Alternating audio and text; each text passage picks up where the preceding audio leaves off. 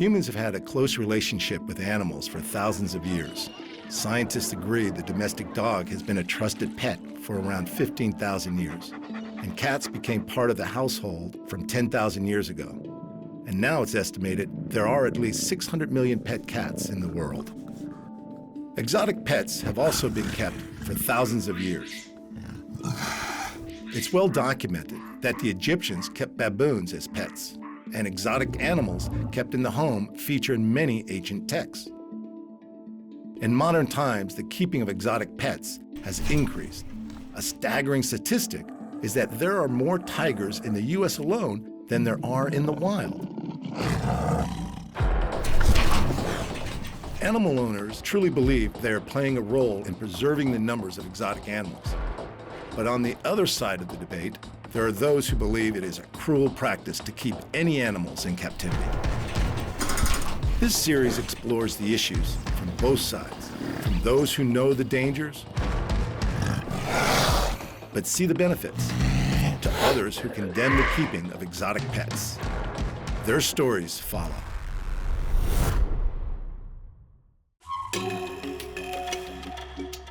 My father was very much of a naturalist. I traveled extensively with him. My preference of abode is to be in the middle of nowhere.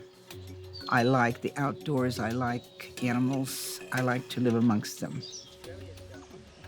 Martine Collette grew up surrounded by wild and exotic animals. As a child, she spent time on safaris in catching camps that trapped animals for zoos around the world. As an adult, she decided that helping animals would be her life's calling. In the 1960s, Martine was a successful Hollywood costume designer. By 1976, she had 50 animals and had purchased 160 acres in the Angeles National Forest, creating the Wildlife Waystation. I was probably the first sanctuary of this type created in the United States. However, my start was in Hollywood.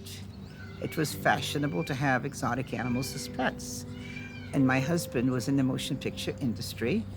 And so I got to meet a lot of the people who had exotic animals. And pretty soon, generally sooner more than later, they had issues with having those animals.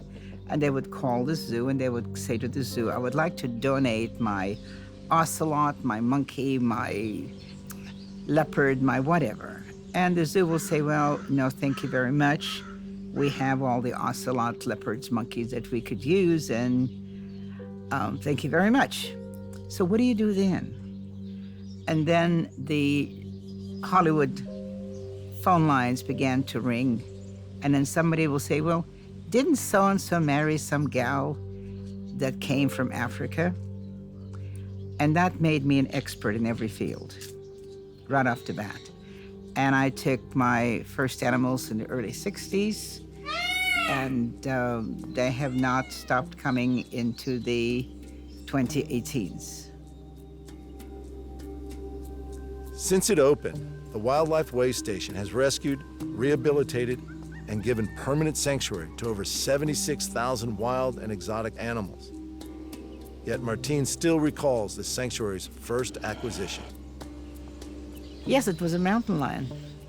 It was on exhibit at a show in this very small cage. I felt sorry for it, and I said I would buy it from you. And it wasn't until some months later that I realized that by purchasing, I was contributing to the very issue that I didn't want to see happen. And of course, we learned.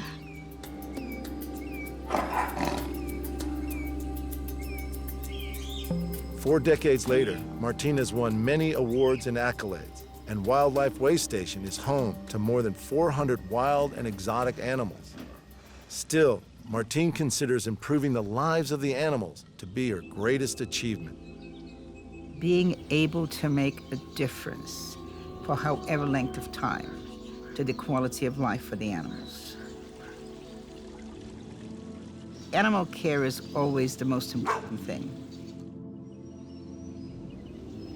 Animals require everything we require: food and shelter and an opportunity to raise young and an opportunity to be able to move, and an opportunity to be able to live a life for which they were designed to live a life. And being somebody's pet in a household is not necessarily giving them that. I'm not going to say a blanket statement that all pet owners are bad people. They're not. But when you look at the amount of unwanted animals that are exotic animals, you sort of have to say and ask yourself, maybe you should take a piece of the Hippocratic Oath. First, do no harm. And I'll give you some examples. You buy a baby monkey, and it's the cutest thing in the world. I tell people, don't buy a baby monkey. Have a baby. They'll leave home sooner. You'll have less responsibility. Because while it's a baby, it's amazing. And it's all yours, and it requires you. When it grows up, it becomes a mature animal. Instincts kick in. Reproduction desires kick in. A man who owns a female macaque is fine until he brings in a girlfriend. And the girlfriend now has to compete with this macaque. The macaque doesn't understand that there is a problem.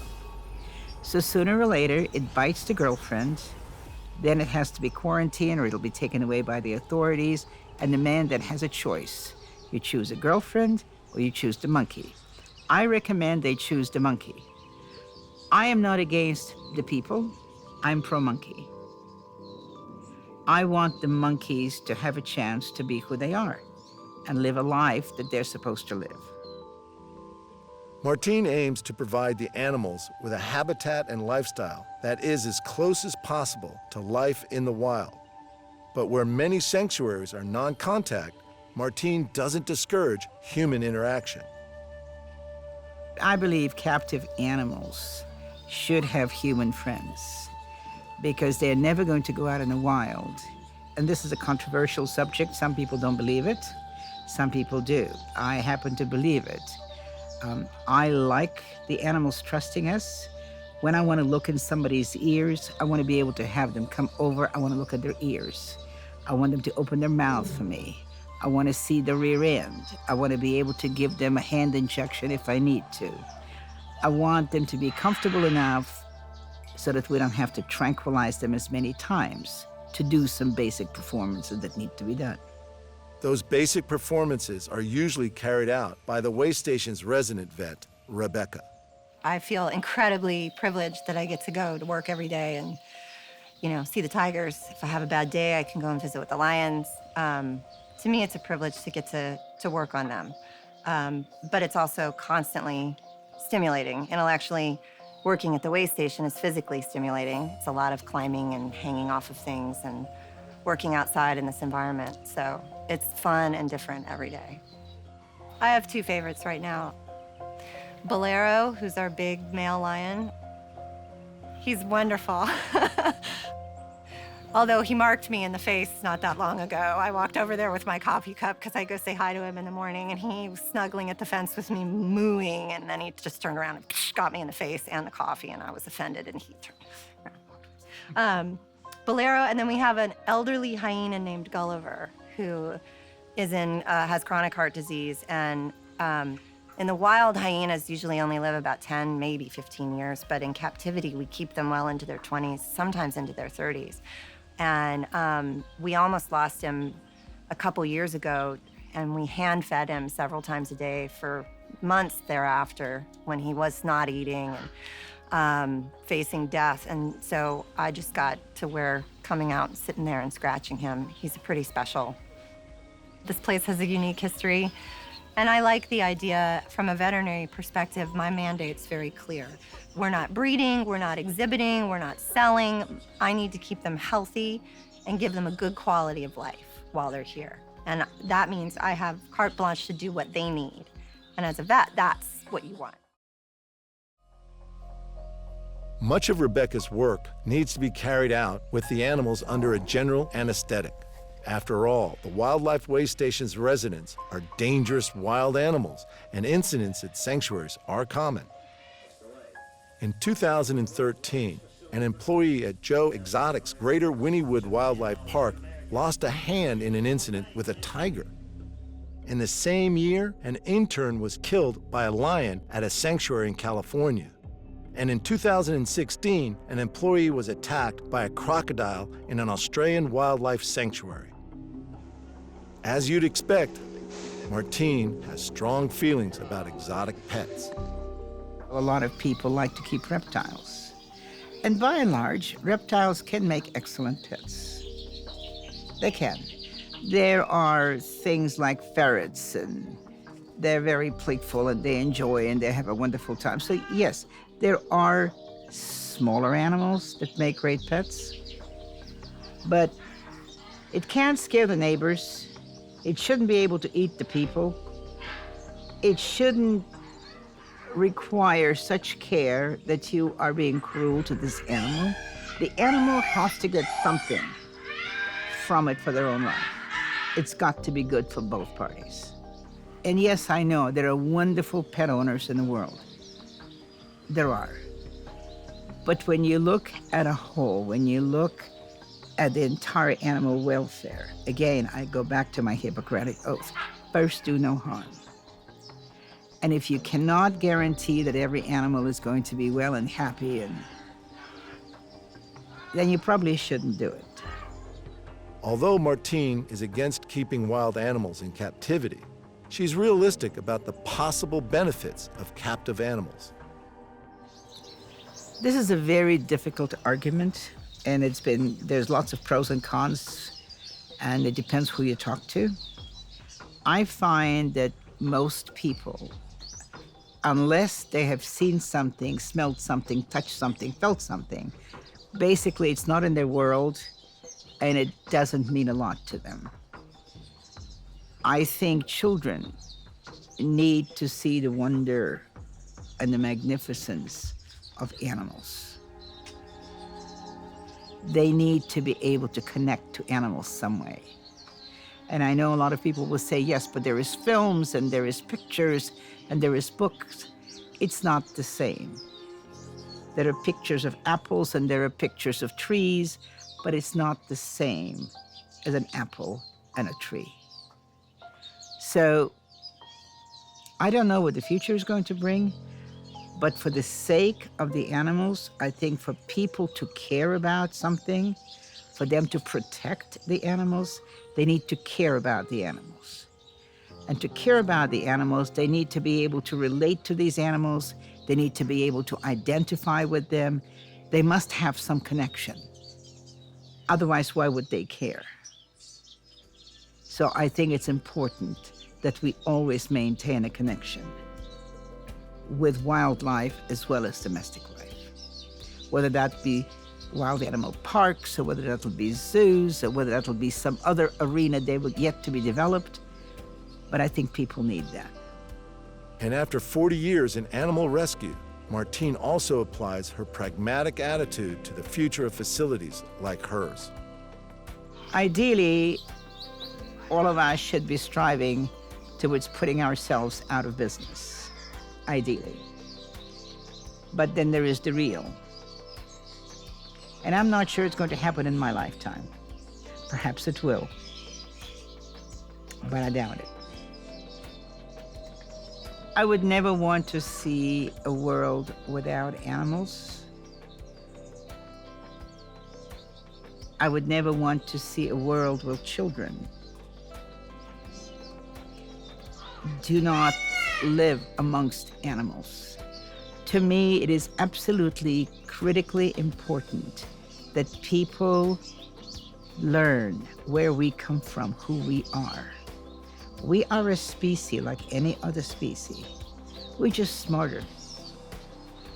But our roots are in the same place with everybody else.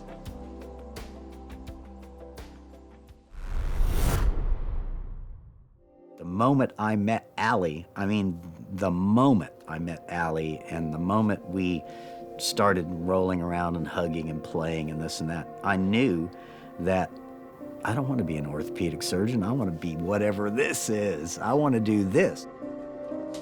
Bob Ingersoll never realized his ambition of becoming an orthopedic surgeon. and Allie would turn out to be the chimp that changed his life. Allie was the older brother of a chimpanzee named Nim Chimpsky. In 1973, 2-week-old Nim was given to a family to be raised as a human. The story of the controversial experiment was told in the 2011 documentary, Project Nim.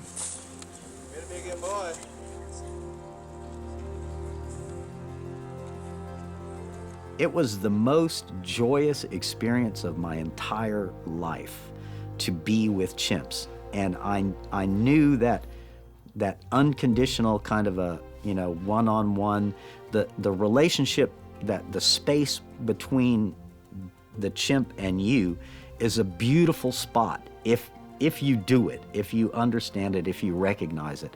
And I did pretty much immediately. And it was something that I didn't want to give up. And here I am 40 years later. I became a primatologist, and I have a master's degree in primatology from the University of Oklahoma under the psych department and an undergraduate degree in psychology. The experiment, involving Nim and several other chimps, set out to explore the concept that only humans use language. The chimps were all taught American Sign Language. The chimps involved were more than just pets. They were raised as human members of the family, taking pet ownership to a different level entirely. I saw them as my friends immediately. I mean, I interacted with Allie on the first day as if he were gonna be my friend forever, just like a human friend, no different. And it surprised me, because I thought it would be like a dog or a cat, or it wouldn't be like it was. And I can't explain that to you. Chimps engage you in a way that you're engaging me and that I'm engaging you. The Nim Project drew a lot of criticism. Much of it centered around the way head researcher Herb Terrace saw Nim and his fellow primate participants. He lived a hard life, and he got bounced around a lot, and he was looked at by the people of powers that be as the subject of a scientific experiment, as Herb Terrace says in the film. He never saw him as anything other, and this is a quote directly from him, anything other than the subject of a scientific experiment. I thought that was fairly arrogant of him. Scientists' understanding of chimpanzees and of animals in general at that time was still emerging. Knowing what he does today, Bob would have done some things differently. We've come a long way in the last 30 or 40 years in terms of animal behavior. We know they think, they plan, they feel, they have emotions that are very similar to ours in their context, but you don't know what's going on in the back of my head any more than we know what's going on in their head, and we can't think for them. Bob was involved in previous similar projects with chimpanzees at the University of Oklahoma, working with Washoe, who in 1966 became the first chimp to be taught to sign. I worked with Washoe and Allie and several other chimpanzees over the course of the time I was at the University of Oklahoma. I saw myself as a scientist and someone who was interested in finding out about chimpanzee behavior. It didn't occur to me that captive animals have baggage that really kind of transcends that ability to collect data that isn't tainted by captivity. Chimpanzees are unique in the animal kingdom. They're as intelligent as a 5 or 6-year-old human and capable of abstract thinking and planning. This often leads humans to forget that they are still wild animals, including some of the humans involved in Project Nim. It was one of those baptism by fire. If you can do it, you do it, and you're good at it. And if you can't, you're weeded out fairly quickly. I mean, lots of people worked out there briefly and got bitten or got scared or realized it wasn't for them, or chimps are stinky and they smell like chimp poop and this and that. The average chimp is 5 times as strong as a human, and many people have been severely injured in attacks by chimps. Although Bob and his human colleagues were somewhat naive to the dangers at the time, there was never a serious incident. No, no, Nim never once bit me. He occasionally came close, like rolling in rough and tumble play, but I knew when to slow it down and when to go, hey, Nim, hey, buddy, and then calm him down and, hey, you don't want to bite me, and my method is not, because I'm obviously not a big guy, my method was, you don't want to disappoint me. And that worked for me, and so I was one step ahead of that. I don't want him to react or do something that he would not want to have done, but sometimes they just don't have the cortical control that humans do. And so in the heat of play, there might be a situation where he goes a little bit further than he should. So I could read that. But he never intentionally ever tried to bite me or attack me or any of that. No, we were buddies. And that's not always the case with all chimps, but Nim was a special chimp to me, and I think I was a special person to him. When the research project came to an end, the chimps, including Nim, were sold to a pharmaceutical testing laboratory. I call this the Chimp Wall of Fame. So these are all chimp friends of mine. This is a painting or a drawing by a chimp named Moja, one of the smartest chimps I ever met in my life. These are Washoe paintings. I think this was in several museum shows, but this is signed by Richard Leakey, who did this painting with Washoe.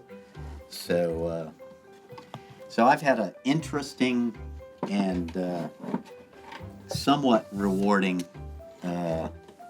career with chimps. I don't know about the word rewarding, but more than at times trying and emotionally draining and very difficult emotionally. And some people couldn't stand it because it was tough. It was tough to see this happen to your friends. But I don't know. I felt like I needed to do what I could. Being friends with chimpanzees, you might think Bob would be willing to take one on as a pet.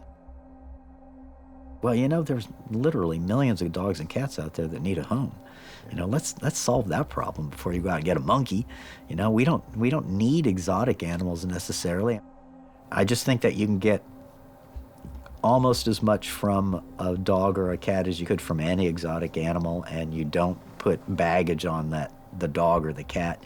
So I'm glad things are changing. I feel very, very strongly that the emotional side of this is part of what leads into a situation like that, and like Charla Nash, for example, who was attacked by Travis the chimp.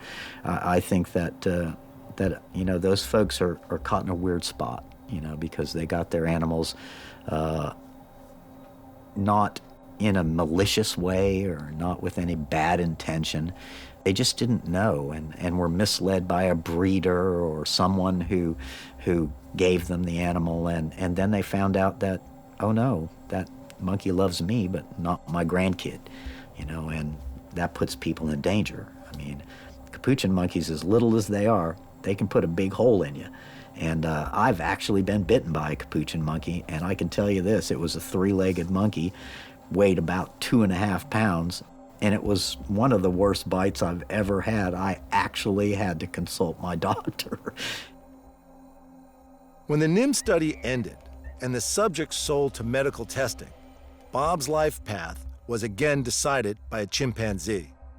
He began to get involved with animal activism in an attempt to save his chimp friends from what he saw as a tragic fate. Legislation passed in 2015 making it illegal to use chimps in invasive testing, and private owners too began looking for alternative homes for their chimpanzees.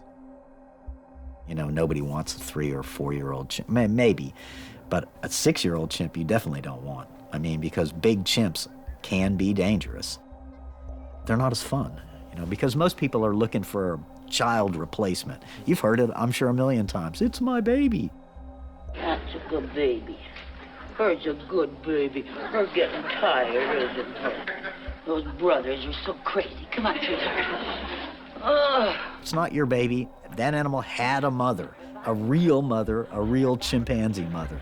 And to suggest that, like in Project NIM, I mean, Stephanie Lafarge was like, he's my baby and all that sort of thing. I'm like, no, he wasn't. That was Carolyn's baby, Carolyn the chimp. And when we took that animal, you're stealing that mother's baby. How dare us, you know? And then say that we're cross-fostering or any of that kind of stuff, which is complete bullshit. And I just don't agree with that. This is Sequoia Washoe's baby. He's a special guy and didn't last more than a couple of months. But he's right there. He meant a lot to a lot of us. And unfortunately, because of our arrogance, we thought that we knew better. He ended up not making it. This is one of my chimp friends, and they were drawing on the back of this, and then this chimp got it, chewed it all up, and they put it all back together for me. Bob and his colleagues eventually succeeded in getting Nim released from the testing lab and placed in a sanctuary. He lived alone in that sanctuary for almost a decade. That's Onan's footprint. You can see how big his foot was. That means a lot to me because I remember that day. I remember taking his foot, putting it on the paint, and then, come on, Onan, let's make some footprints.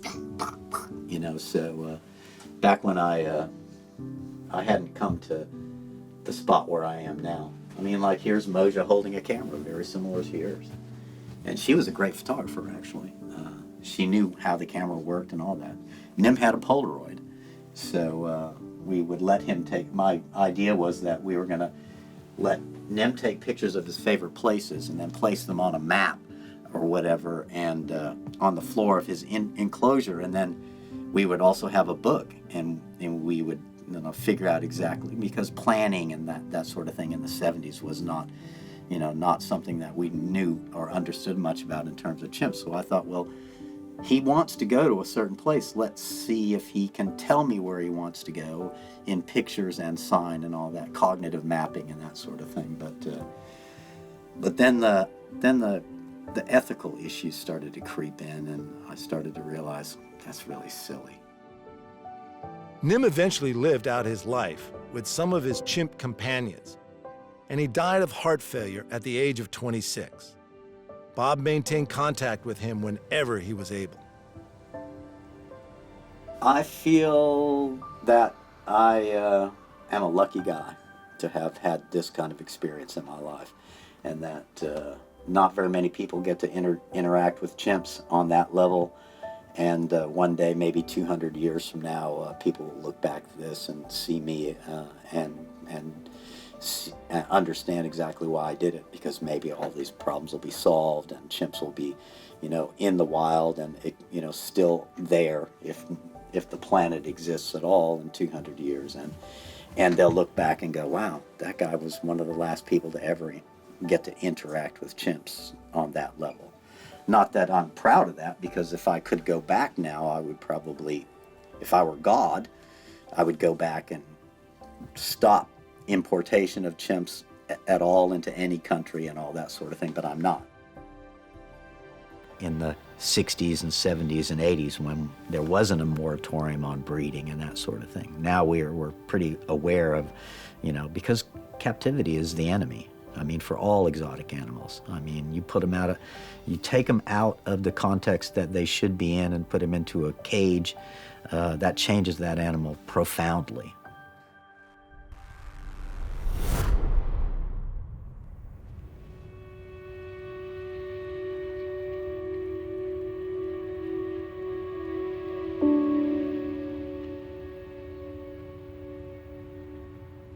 She was crushed. It's like she just lost her husband all over again. I think that's how she felt. I never thought it was going to happen. I always thought she was always going to be here. I never had a problem with her. It's like an empty space in your heart, In 2015, Not long after her husband Jim passed away, Laura Matson lost another family member, taken from her suburban Los Angeles home in a dramatic raid by authorities. Jackson, an 8-foot alligator, had lived with the Matsons in their yard of their North Hollywood home for 38 years. Jackson and Laura's story is an incredible account of a very unconventional friendship. She was a gentle animal. I mean, she never attempted anything, but when you're raised with an animal, they, I think they know not to be aggressive or whatever, because she never was aggressive at all. So when she wanted something, she let me know. She just opened up the sliding glass door and walk on in. Listening to Laura, it's easy to forget that she's talking about an alligator, a 300-pound apex predator that could easily kill her. I would take her in my bedroom at night if I could, you know, but that would, someone told me to get a man. Laura comes from a large family, and while she was struggling with losing her companion, Brother Ron offered unwavering support. He too had formed a strong bond with Jackson, the alligator. Oh, I loved her. Good animal. I was aware, so you got to stay aware. I mean, it's an alligator. And we were just used to it. You know, coming out, getting into the pen, doing what we had to do as far as cleaning the pen and feeding the alligator was an everyday thing for us. But while Jackson wasn't Laura's first unusual pet, Ron has never kept any exotic animals. My sister, no. She's got every animal. All I had to do is walk across the street. A little dog named Herbie. And rats. Well, that's because my husband had a boa constrictor and I had to save the rat. And then, of course, he populated.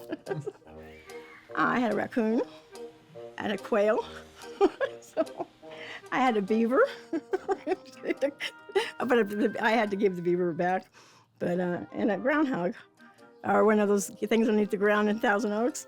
Well, he was so cute, you know. But they needed special places. So now I'm thinking, no, a beaver. Everybody's trees are missing.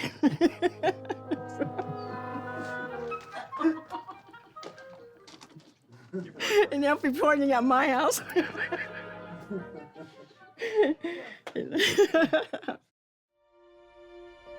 It was Laura's husband, Jim, who first brought Jackson home in 1977. Over the next 4 decades, the potentially deadly reptile became part of the Matson family. He loved Jackson. He looked for Jackson, just like he looked for his 50 Merc. You know? So it took him a long time to find him. He first found a caiman, which is like an alligator, but he was mean. So he ended up getting Jackson. This is where Jackson lived for 38 years. Well, the first couple of years she lived in the house. Well, she was in the bathroom, in the bathtub, and she loved the water. She would get out, and finally when she was starting getting out more and more and more and going out to the bathroom door, that's when we decided to give her own little thing out here. So, and she loved it out here, I think. Most animal experts agree that reptiles barely recognize their owners, let alone form emotional attachments. But Jackson seems to have been an exception. I think she really missed my husband after he passed, because I would see her, she almost went into depression. I thought, Ronnie, something's wrong with her. You know, she's not coming out, something's wrong. And so he'd go in there, no, she's okay. She growled. But she was in there for a long period of time. She didn't come out. I don't know if they sensed something, but she changed a little bit because he wasn't there every day. After Jim passed away, Laura continued to care for Jackson. Although she did try unsuccessfully to rehome their immense pet, to Laura, Jackson was a placid animal who never showed any signs of aggression, not even towards her own pet cats, one of whom still lives with her. They're not predators. I'm sure if they're out in the wild and they're hungry, of course they're predators. When they're well fed, they're a beautiful animal. Laura may have thought Jackson to be a beautiful animal, but how did her neighbors feel about living so near to a dangerous predator? Everybody knew about her, so even the neighbors across the street, everybody knew about her. Everybody wanted pictures of her. Once they saw her, they were fine. No one ever went and turned me in or turned us in all those years. Jackson was not a secret. And for some reason, I didn't think she needed to be a secret. While most of Laura's neighbors felt safe enough having Jackson nearby, not everyone would be happy living next door to an alligator. Best known for her role as Mary Ann on the classic TV sitcom Gilligan's Island, Dawn Wells is one North Hollywood resident who wouldn't want a prehistoric predator in her neighborhood. I'd move. I'd sell my house and move. I don't think I could talk them out of it. Remember the little ones that you used to get? Maybe you are from America, but you used to circus. You used to get little tiny alligators and you take them home. Really? In a circus, yes. Yes, little turtles and little alligators, and people put them in their bathtubs. I don't know if they ever grew up. I don't know if they died because they weren't in their habitat, which is awful. But yes, you used to be able to take a little alligator home. Jackson the alligator had lived peacefully in the Matson suburban backyard for more than 30 years without incident and without being reported, until a man passing the home saw Jackson and reported her presence to the authorities. Ron, recognizing the danger to his sister and her pet, confronted him. I didn't handle that part too well. You know, he did what he had to do because he thought he was saving the community. I don't know how he really ended up back here in the backyard, but he did. She got a broken heart. He must have got some type of satisfaction from it. But, No, someone I didn't even ever knew. He didn't even live in the neighborhood. He went up my driveway and he saw Jackson, and he was right on the phone immediately. I can't believe anybody could keep an alligator. You couldn't train an alligator to be a pet. If he wants to eat you, he's going to eat you. 2 days later, authorities visited Laura's house, trying to confirm Jackson's presence and to make arrangements for her removal. But their first visit to Laura's home saw them leave empty-handed. the second day, I started seeing them kind of trying to come over this wall over here. Then they tried to come over this wall, but I stopped both of them. They have to have a warrant. You can't just come on somebody's property without a warrant.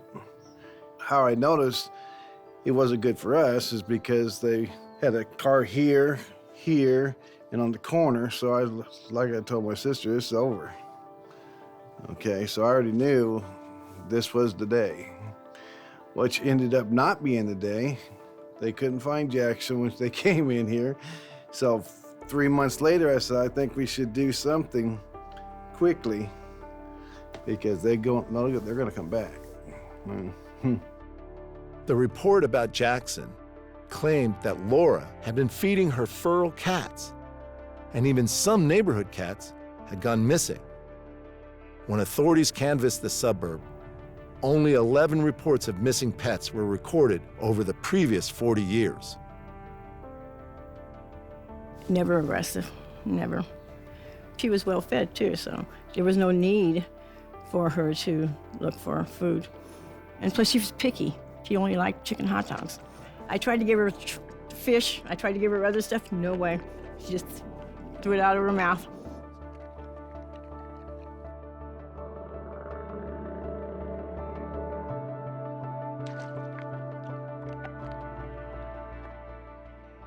Local police and officers from Animal Control and U.S. Fish and Wildlife soon returned with a warrant, required to search Laura's property to find and remove Jackson.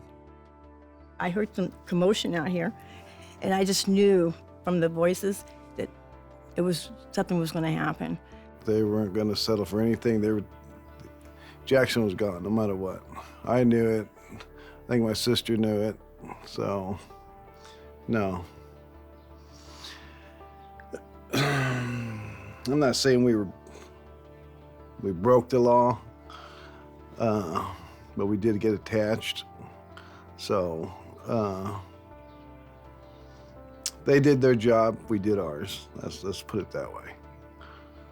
It was horrible, especially when they got a warrant and they went through everything in my house. I'm thinking, there's no alligators in my kitchen drawer. I mean, they went through every drawer. I don't know what they were looking for because Jackson was outside.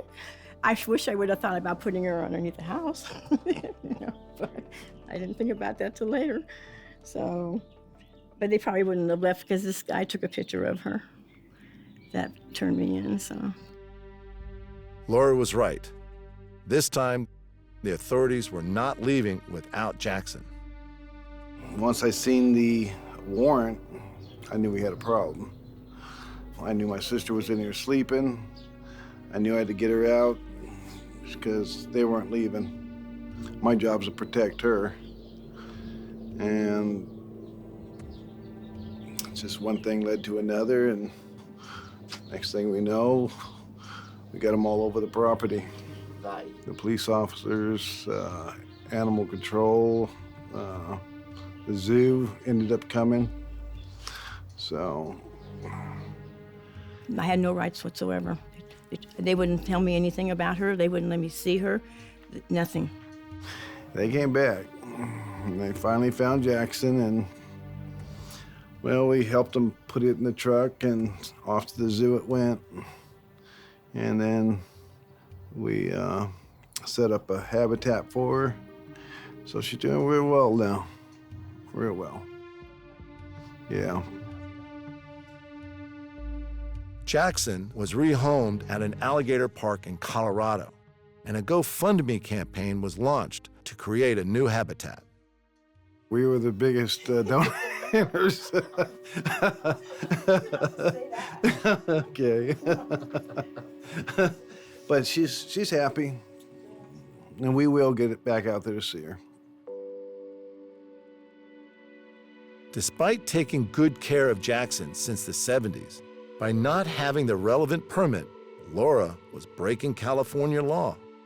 But as any animal lover knows, losing a pet is hard, let alone a pet that has been your constant companion for nearly 40 years.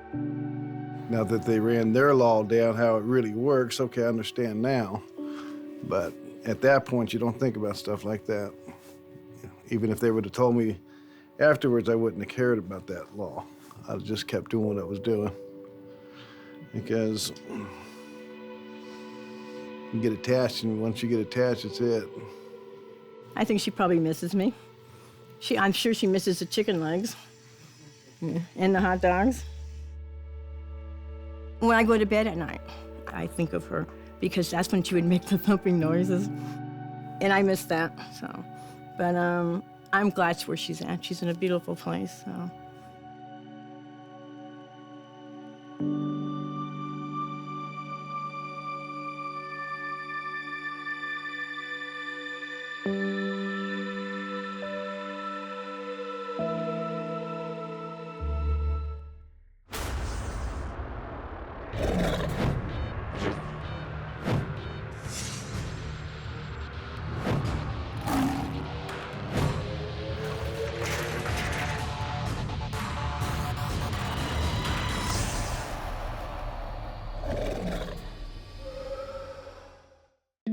Humans have had a close relationship with animals for thousands of years.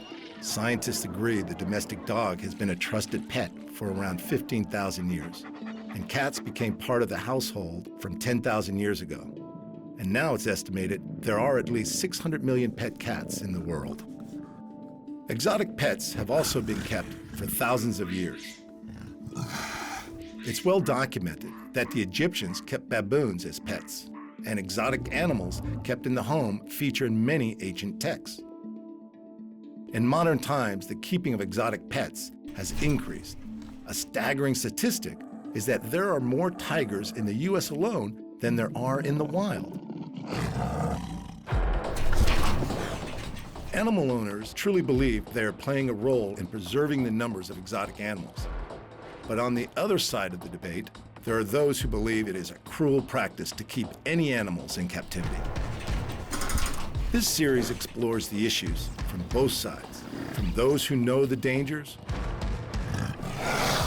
but see the benefits, to others who condemn the keeping of exotic pets. Their stories follow. Birds of prey are instantly recognized as predators.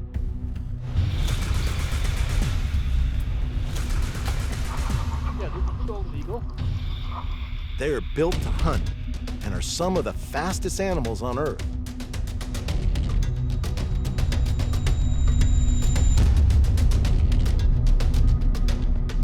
One man in Utah, USA, is closer to these birds than most of us are ever likely to be. Martin Tyner is not only a recognized expert on birds of prey, he also shares his life and his home with some unusual bird friends. This is a prairie falcon. Her name is Cirrus. She is one of our desert falcons here in North America. She does live in the house. Basically, the reason she lives in the house is these animals are very wild, very high-strung, very difficult to deal with, and they require a lot of socialization, a lot of interaction with people in order to be comfortable, especially when I'm out doing wildlife programs in an audience of 500 to 1,000 people. The birds have to be comfortable. And so she comes in, she goes out in the daytime, but she comes in the house and hangs out and watches TV with the family, and she's just truly a member of the family. She's very sweet. She loves to talk to me. Hi, baby. Martin is a master falconer and an educator, and he is heavily involved with the conservation of birds of prey.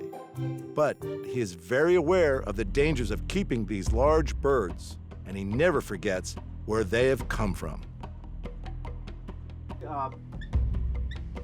This is in every respect. This is a wild animal. Even though you know she's worked with me and we get along wonderfully together, she still is wild.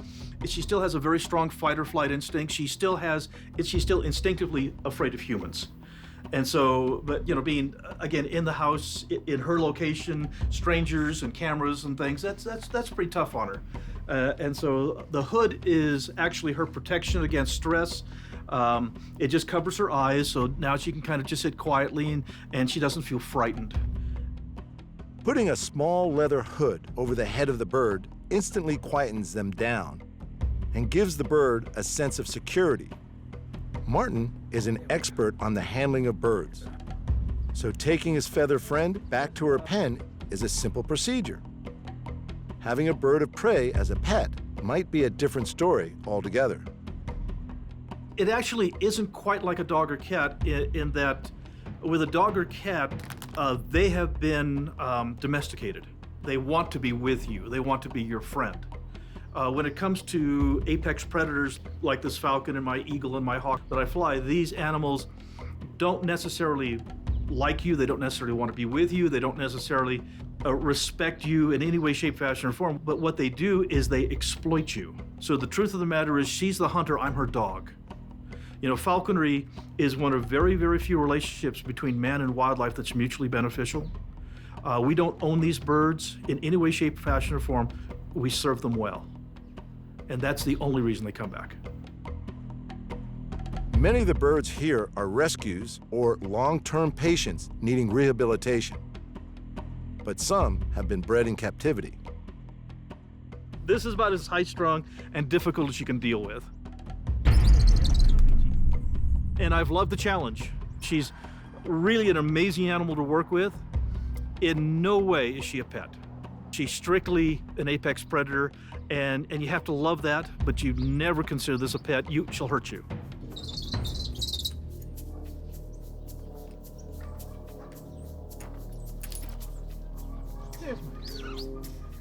There's my little BG. And as you can see, her posture is very, very different, even though I raised her. And this is probably one of the most important things I can show people is even though I've raised her and even though she is as captive a bird of prey as you'll ever find, high-bred hawk, every ounce of wild instinct is there. She acts very, very much like the wildest birds of prey that you'll ever see. And this particular bird, as long as we're hunting, she's a joy. But if I'm not serving her well, then she's a bit of a brat. The body language that she's saying here is that I will allow you to come hunting with me, but damn it, don't touch me. She is absolutely in charge. Now, again, on the head, I can touch her breast slowly, but even at that, hey, sweetie. Yes. But I have to watch those feet because that's what she kills with. Those razor-sharp talons is what she uses to kill with. And so she can bite, but the bite really isn't nearly as bad as the feet. Huh, baby? Yes, you're such a brat. But you're a goshawk, that's why, huh? There is no doubt that Martin loves his birds. But one of them is his favorite. Scout is an American golden eagle and has been with Martin for over 15 years. Their relationship is unique and crosses the borders between pet ownership and a mutual respect between animal and human.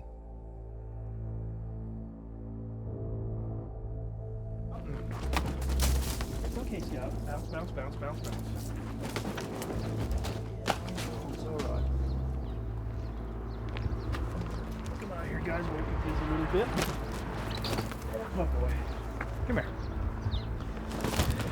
It's okay. I know, you gotta settle down. Here we go. I know. Come on. Settle in. That's my boy. So this is an American golden eagle? Yeah, this is the golden eagle. Yep. They are protected under the Federal Eagle Act, which is actually protection above the Endangered Species Act. And so the golden, the bald eagle, Scout, I know. They're okay. I know, you said I don't know what that stuff is and I don't like it. It's okay. It's my boy. It's my boy. It's okay. I know. Strangers in your house. This is the golden eagle. A farmer up in Wyoming was threatening to shoot him, and I was called in by the federal government to rescue him before he got shot. So this is, in every respect, a full-grown wild eagle. Shall we start from the bottom and work our way up, big guy? And you can look at these feet. You know, 600 pounds per square inch of crushing power in those feet. He can drive those talons through my glove and crush the bones in my hand.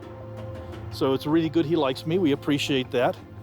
These large chest muscles are the motors that he uses to drive that beautiful 6-foot wingspan. That beautiful 6-foot wingspan that allows eagles to fly where hawks and falcons cannot. Eagles have been spotted at altitudes greater than 30,000 feet. Their strong eyesight is what enables them to be such precise and accurate hunters. My eagle can see 8 times further than you can. And not only does he see 8 times further, he has 6 times the number of light-sensitive cells, the rods and cones on the back of the eye, so everything he sees is 6 times clearer. This eagle can spot a jackrabbit 5 miles away. And he does. We go out on the desert just north of town here. He flies free. He goes thousands of feet in the sky. He flies with the wild eagles, and he follows me as I flush out jackrabbits for him to catch. And so he flies like an eagle and hunts like an eagle. And then if we don't catch any rabbits, he knows he can fly back, land on my glove, I'll feed him anyway. One day he got a little confused. Thousands of feet in the sky, no rabbits to be found. It was time to go home. So I blew my whistle, threw his toy out on the ground, and my eagle went into a wonderful dive. Headlong, vertical, about 145 miles an hour. It was impressive. But it became apparent very quickly he wasn't going for his toy. He was coming for my arm.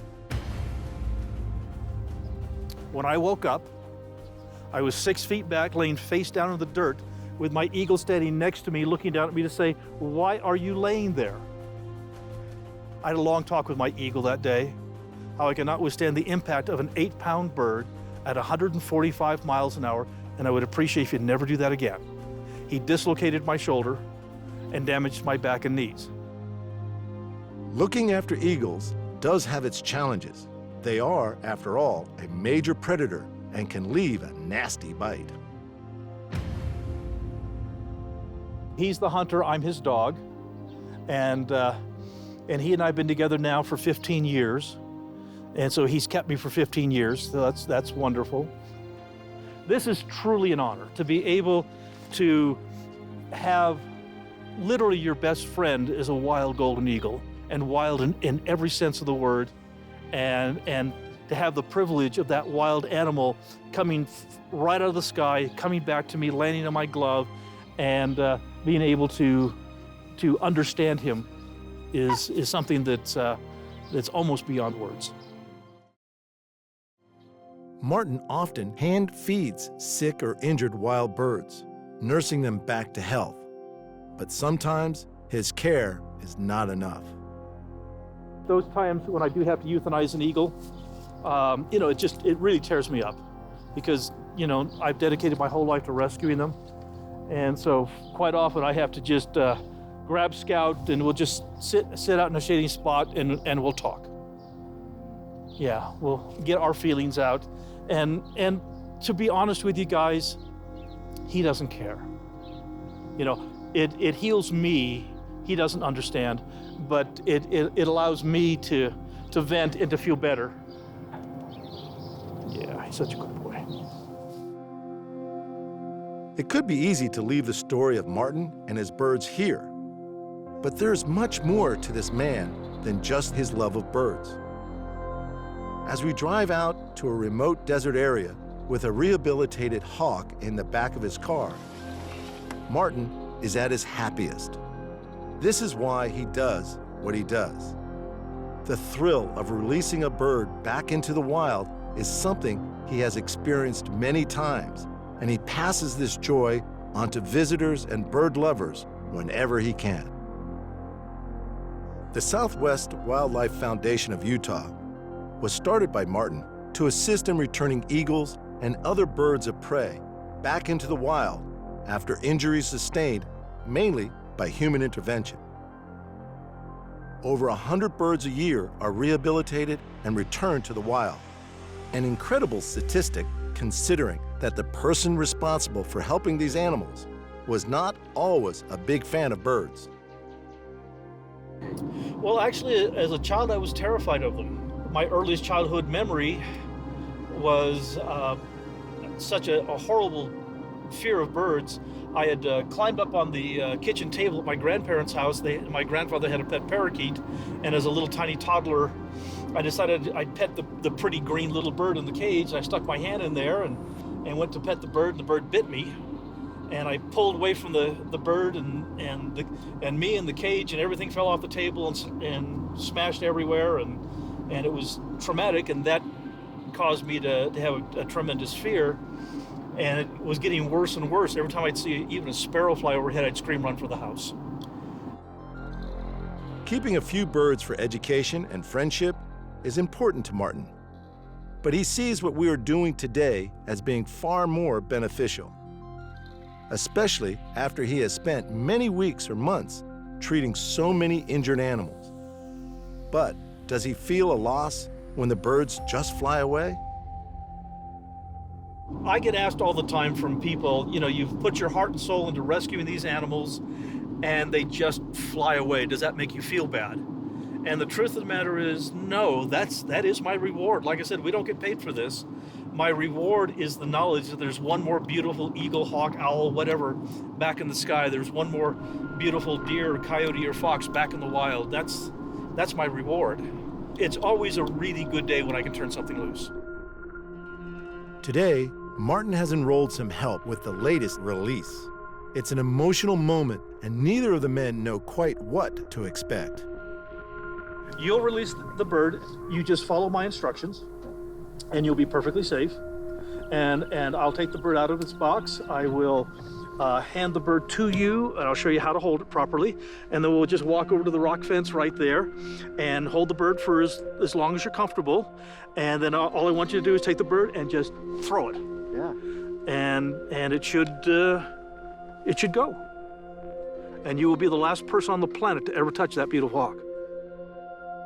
just hold it right into your chest. Yeah. Just like this. And then when you're ready to release her, then all you're going to do is just take her and just throw her right up in the air. Okay. So it's very, very simple. Let me strike this. And I don't want you to release her with the hood on. That would be very bad. No, that's not good. Yes, sweetie, baby girl. Yes, you are. You're a baby girl. Such a sweetheart. Okay. Now I want you to put your hands underneath, your fingers underneath mine and grab those feet. Grab both of them. Yeah. Okay, you got those. Hand on the back. And you've got a hawk in your arms. Yeah. And you will be, like I said, if all goes well, you'll be the last person on the planet to ever touch that beautiful animal. Yeah, what a privilege. Yeah. Let's go over here. Martin is just as enthusiastic today releasing this bird as he has been for many years. And with the wind blowing, it's probably going to go that way. Any opportunity to escape, she'll take it, and she'll fight with you, and she'll try to escape. But right now, she doesn't think she has an option. Yeah, because you keep the pressure on there. Yes. I've probably got more pressure than you would ever have. You ready, I know guys? it's a little intimidating, but there you go. No, it's not intimidating. It's just interesting. Yeah, it's great. Whenever you're ready, guys. Yeah, and I'm ready on my end. Jules? Yeah. So I still hold the legs. Just move it away from your chest, Yeah. and throw it up and release the legs at the same time. Okay, here we go.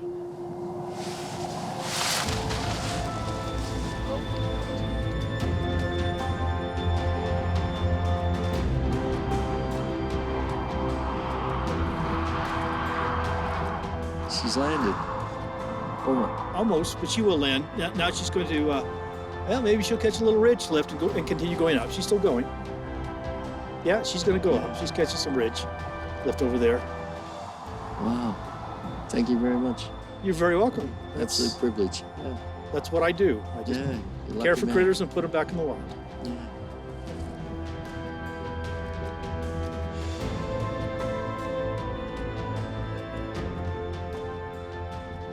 Yeah, thank you very much.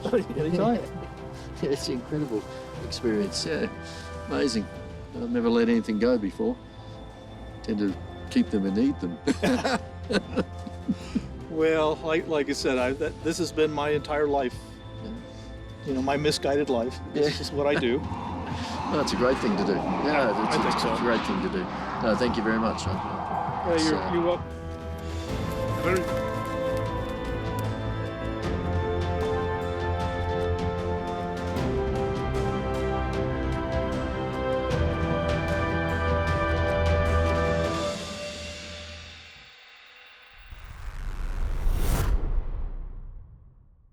A baby ferret can be like bringing home 2 toddlers. If you don't know what you're getting, you see this cute little animal. Our first one, we had to replace all the children's beds. We had to replace all the carpets in their bedrooms. Oh, I didn't know anything.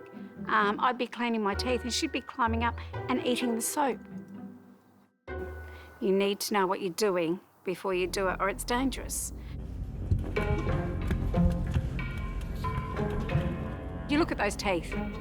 Look at ferrets' teeth. They're designed to chew and to crush bones. I tell everybody ferrets bite. Domesticated from the European polecat, the ferret's fluffy appearance and playful nature make it seem an unlikely predator. Yet ferrets are such adept predators that they have been used for centuries to hunt rabbits. This is what they used back in the Dark Ages and back in the 1800s. These things hunted rabbits for wealthy people, but these were bred in captivity in Europe hundreds and hundreds of years ago. The ferrets are taken and put down the holes, and they chase the rabbits out. They put nets across the holes so that the rabbits just go straight up into the nets. And that was why ferrets were first brought to Australia. They came out with the settlers. They were also popular for pest control in cities, flushing out and killing rats, and even helping with rat bolting, a method used to chase wires through buildings. Ferrets are still used for rabbit hunting today, although they are far more commonly seen as house pets. Jo is the rescue coordinator for the Western Australian Ferret Society. She currently cares for 17 ferrets, many of whom can't be rehomed. This is Gator. Gator will not use his back legs. He eats, drinks, he's happy. But yeah, most of these are all rescues for one reason or another. We get quite a few each year. There are a lot of reasons why people surrender them. They're not prepared is one of the big ones. This is a little rescue girl. We knew where our owners were, but they never came forward to claim them. So she stays. Ferrets are small and mostly domesticated, and many, like Joe, see them as an attractive and rewarding pet, despite their bite. They're great. They're a combination between a cat and a dog. They've got the curiosity of a cat, and that's what gets them in trouble. There's always what's over there, or what's, what's this or what's that, and they're too busy looking at everything. Everything is fast forward for a ferret. But they've got the loyalty, the love, the intelligence of a dog. It's like it's all rolled into this tiny little fur ball. Ferrets are best known for their bad smell and their bad bite. And at first, even Joe wasn't keen on the idea of a ferret as a pet. A friend of our daughter, my youngest daughter, who was, I think when she was 5, she wanted a ferret. We weren't going to have one. I used to think that they were the worst creature ever put on the earth. And a friend purchased her one. And we hit the roof. There was no way in the world my husband and I were going to have a stinky horrid ferret in my house. And then they brought her home and put her in my hands, and it was instant love. I just fell in love with her. In Las Vegas, exotic pets employee, Georgia, is another fan of the ferret. She has 9 of them herself. Essentially, they're kind of like a puppy or a kitten, and they never really grow up in the fact that they're always playful. They love to have attention and just interact. They're pretty easy to take care of, and they're really fun and interactive. I mean, they're sleepy right now, but you can wrestle with them, you can play with them, and they're more than happy to play back. And they're really interactive. Their boisterous nature means that ferrets can be quite a handful. Joe has fostered dozens over the years, and it's taken all of those years of experience to get the hang of keeping them as pets. Toilet seats. It's toilet doors. People leave seats up and doors open. It's just something a lot of places do. You need to put the seat down and close the door because the little buggers will get in it because of their curiosity, what's in there. But yeah, they'll climb brick walls. In the US, ferrets are such a popular pet. They're the biggest seller in Ken Foos's exotic pet store in Las Vegas. Las Vegas is the #1 city that sells ferrets in the world. Reno is #2. Why? Because 99.9% of our ferrets go to California because they're illegal in California. 99% of the ferrets in Reno go to California. They take care of the Bay Area, we take care of San Diego and Los Angeles. Ferrets are illegal to own in California. I don't ask them where they live. California has banned the keeping of pet ferrets, fearing that if released into the wild, they will decimate the local flora and fauna, as they did in New Zealand, where the fuzzy predators are also prohibited. When someone comes in and buys a ferret, they pick it up, we give it to them in a box, they walk out the door with it. They're the ones crossing the state line with a banned animal, not me. And I think in all the years, I think we've had one person that got caught at the state line with one. And we sell hundreds and hundreds and hundreds of ferrets. And we get that a lot where they'll say, hey, we want to buy a ferret, we live in Fresno, will you ship us a ferret? And I say, absolutely not. You want a ferret? Drive down here and get it. And they do.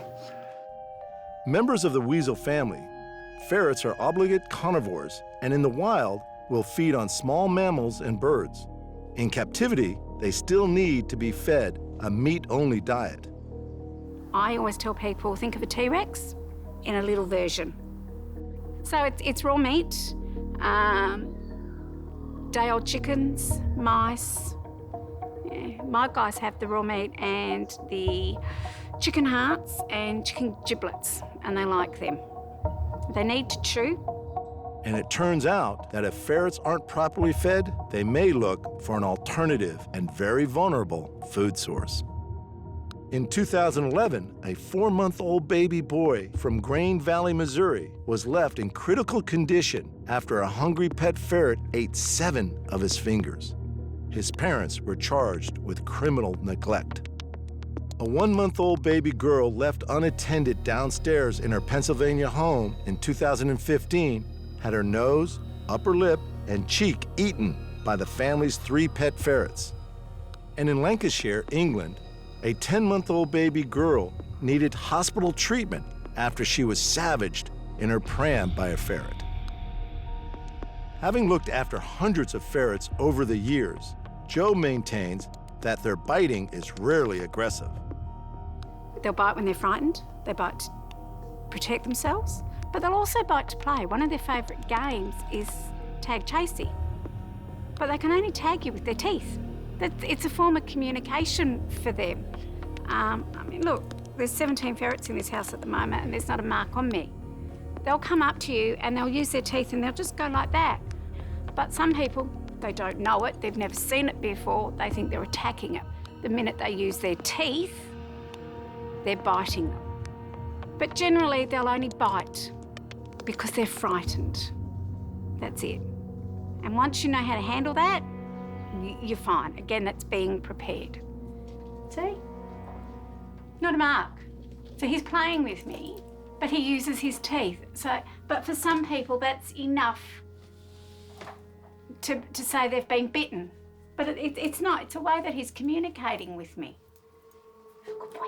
Like our producer, Joe has also experienced the ferret that bites and won't let go. Ow! You got it, you can get out of it. Good, I can't. Ow, ow, ow, ow. Oh, look. Their jaws can lock. I've had one hanging here. And I got in between a ferret fight, and she was just lashing out, and she grabbed me here without realising it was me. And it's just like, let go, let go, let go, let go. And then she did, and she let go, and she just looked at me and she said, oh, what have I done?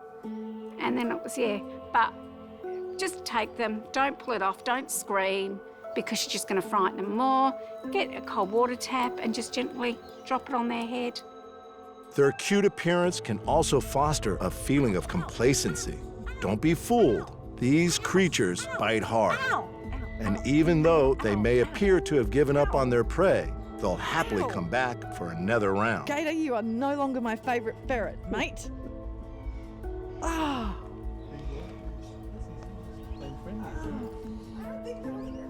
Oh, that's nasty, that one. Oh. They're spitting That's everything. a nasty one. They can bite if they wanted to, but they usually don't. It's sneezy. Sometimes when they're babies, they'll nibble a little bit harder and you gotta teach them, but they take the training pretty well. They can learn basic commands and stuff too. Ferrets' high intelligence make them both effective predators and attractive pets. They're incredible, they're intelligent. Never underestimate them. We've got people teach them to do rollover tricks, walk on a lead. I've seen them get across from one corner of this backyard to the back corner without getting a drop of the sprinkler on them. And the sprinklers were going like this at the time and they would just time it perfectly. Or this door, they couldn't open the door, the girls, because they were smaller, couldn't open the doors. So they'd go and get the big boy, Fred, and he'd come and open the door. So yeah, don't underestimate them. If they want something, they'll work out exactly how to get it. And the ferret's sharp teeth and strong jaws aren't its only defense. Yeah, everybody's got a different personality. And you have personality clashes and, yeah, the arguments and, I don't like you, go away. Lots of screaming. That's when they drop their stink bombs. That's another form of defence for them. But that's it, that's all they've got. And they're such tiny little creatures. It stinks, but it's not like a skunk. It will dissipate. With 17 ferrets and not a bite mark on her, Jo clearly has a special relationship with her tiny predators. And she has her own theories about ferret owners.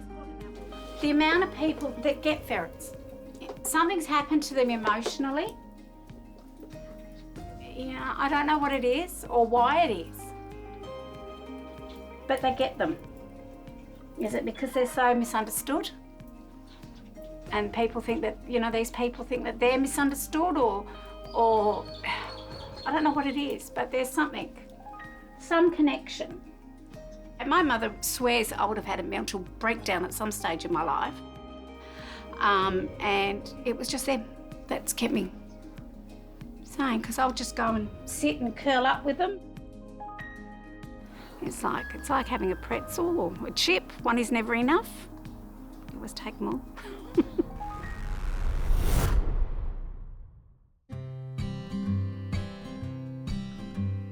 Zebras Are Us is home to Dominique Ferrero, a zebra-crazy animal lover who's dedicated her life to caring for and breeding these striped horses. I've always been raised with animals. My passion for exotics started when I was young. I always liked zebras and I was raised with horses. You know, and it became a thing where I was a crazy horse kid that wanted a zebra, and people said, no, you can never own a zebra. That's crazy. I got shut down so many times, and you know, look where I'm at now. I think I have some of the most unique animals in the country. Dominique began caring for exotic animals straight out of high school. She purchased her first zebra in 2003 and has been growing her herd ever since.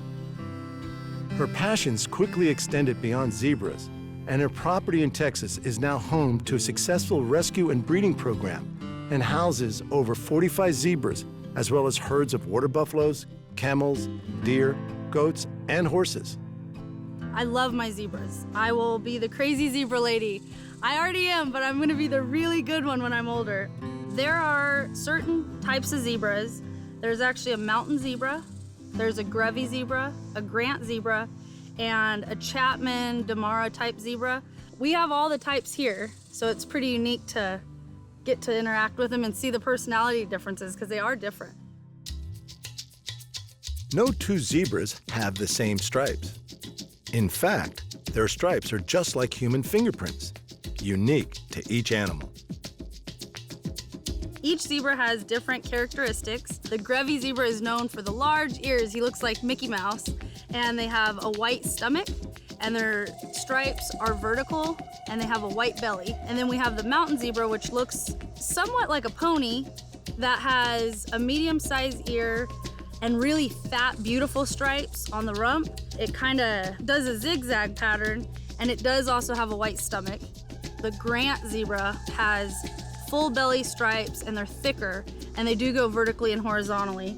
And they're a smaller type zebra. And then the Damara type Chapman zebra actually has zebra stripes on its body, and they typically have white legs, no stripes. So you can definitely, if you point all of them out and stand them together, there's obvious differences, you can tell.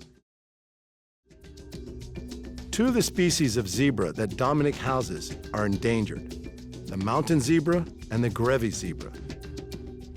Due to their need to compete with livestock for food, the destruction of their habitat for farmland, and hunting, mountain zebra populations have previously reached as low as 750 individuals worldwide. Fortunately, current numbers are back up to around 2,000, and part of Dominique's work involves breeding these animals in the hope of keeping the population growing. In addition to breeding these highly sought-after creatures, Dominique sells her much cared-for charges to other exotic animal owners who are looking to expand their own herds after a thorough screening process, of course. It's amazing. The relationship you can have with a zebra is 1 in a million. You know, it's a very hard process to screen potential owners. I feel that people that go into exotic animal ownership, you really have to be passionate, and I can tell that in someone's voice when they call. It's the people that want to ride them or go in parades and do things. It's like you set yourself up and the animal for failure. So I try to screen all the clients and really talk to them and tell them what they're getting into. And if at the end of the day, you're satisfied looking out in your beautiful pasture with 2 beautiful zebras grazing on the grass, You will never have an unhappy day with a zebra. You will love that animal. And I invite everybody out here to come see and really know if this is an animal that they want to get into. You know, you need to think about vet work and what if something happens, what are you gonna do? You know, you have to have those plans and stuff. I do not want to get my zebras back. I want them, when they leave this property, I've raised them, I want them in a forever home. It's not just humans that need screening when it comes to the sale of Dominique's zebras. Zebras are wild creatures, and attacks on humans, when they get too close, aren't uncommon.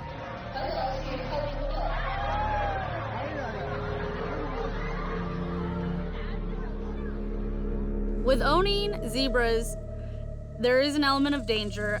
You always really do have to be careful. When I first started getting into zebras, I was very ignorant. I ended up in possession of a zebra that was very dangerous, 3-year-old stallion, and he was represented to me as the best zebra in the world. It even said that on the ad. And I had the animal at my house for less than 10 hours, and that zebra viciously attacked me. He bit me in the neck. He took some neck muscles off. I was in the emergency room, and it was quite an ordeal. Zebras defend themselves by rearing, biting, and kicking.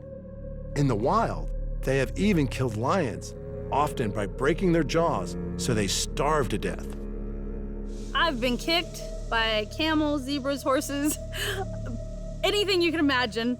I've gotten kicked, and that bite sure gets you. That bite'll do it. But to this day, it was the best experience that's ever happened to me.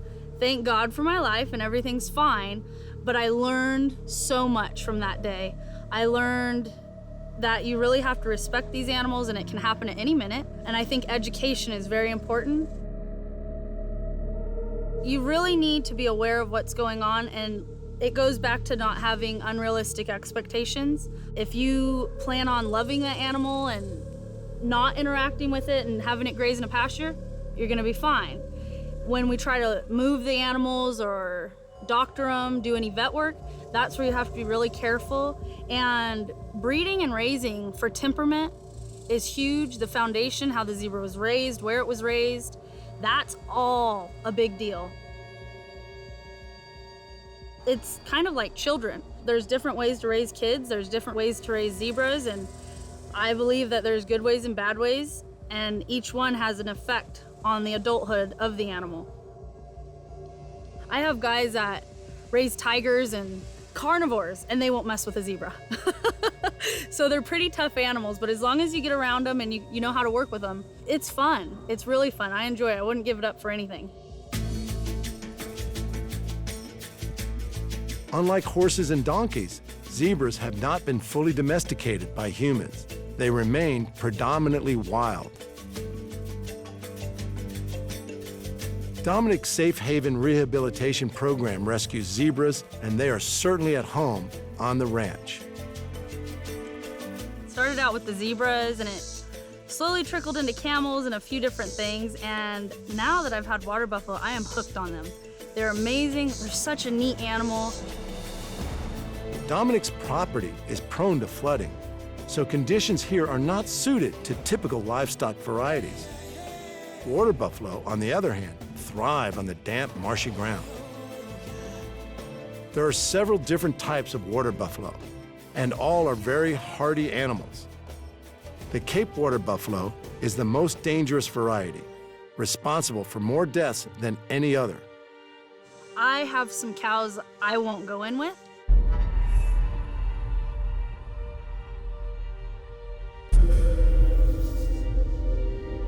And I have some that I can scratch on the stomach and they'll lay down like a dog.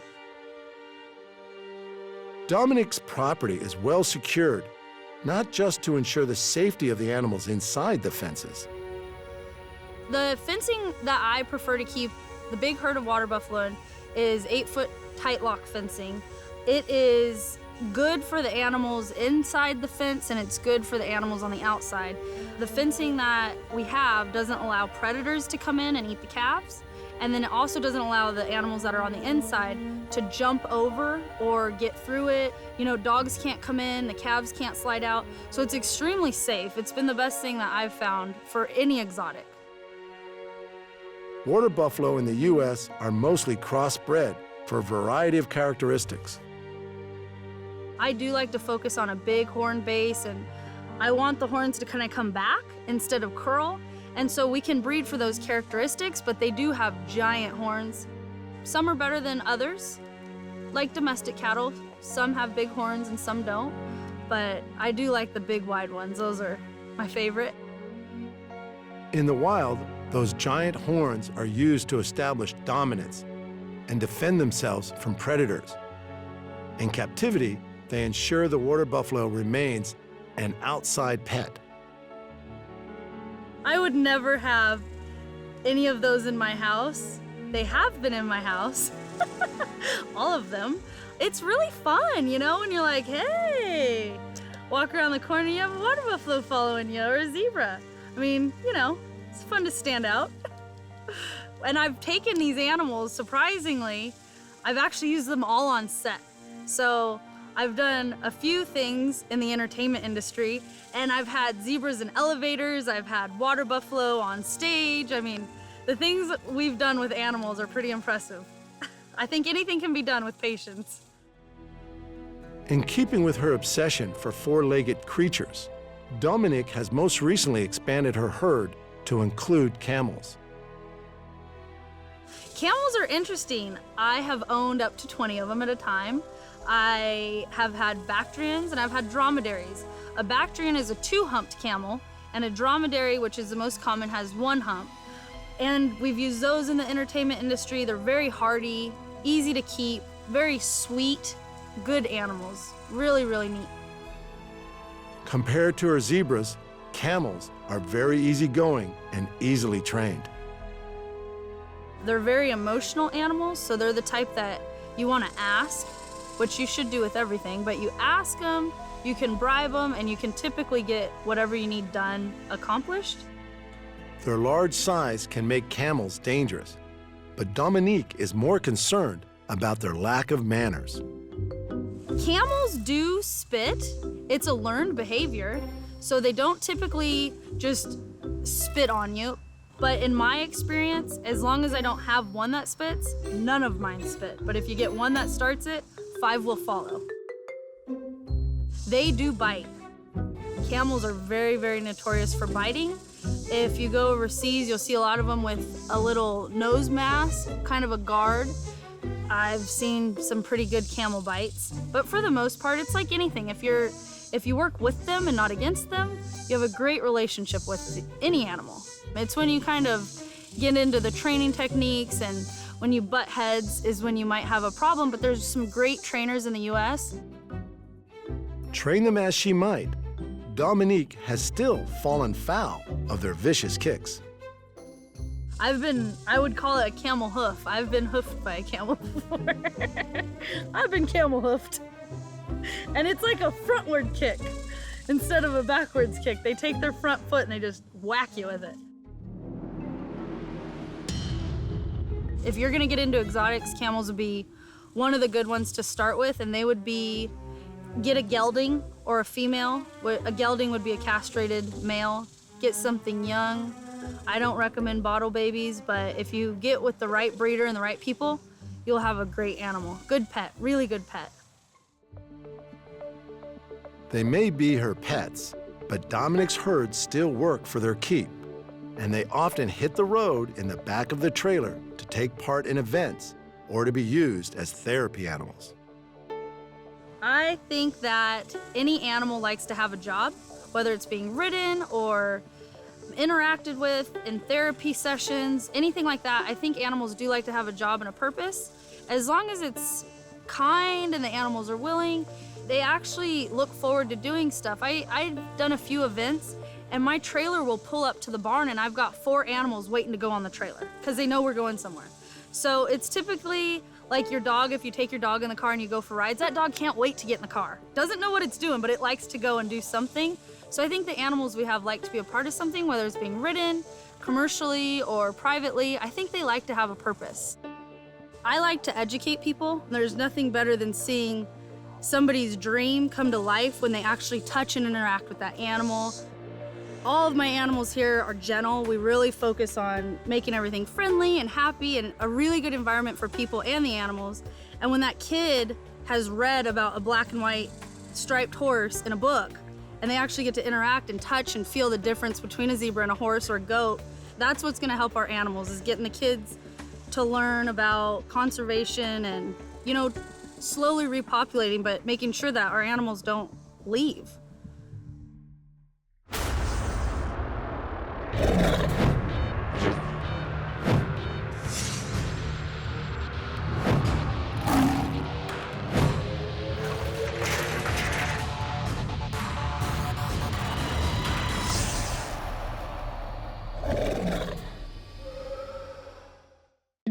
Humans have had a close relationship with animals for thousands of years.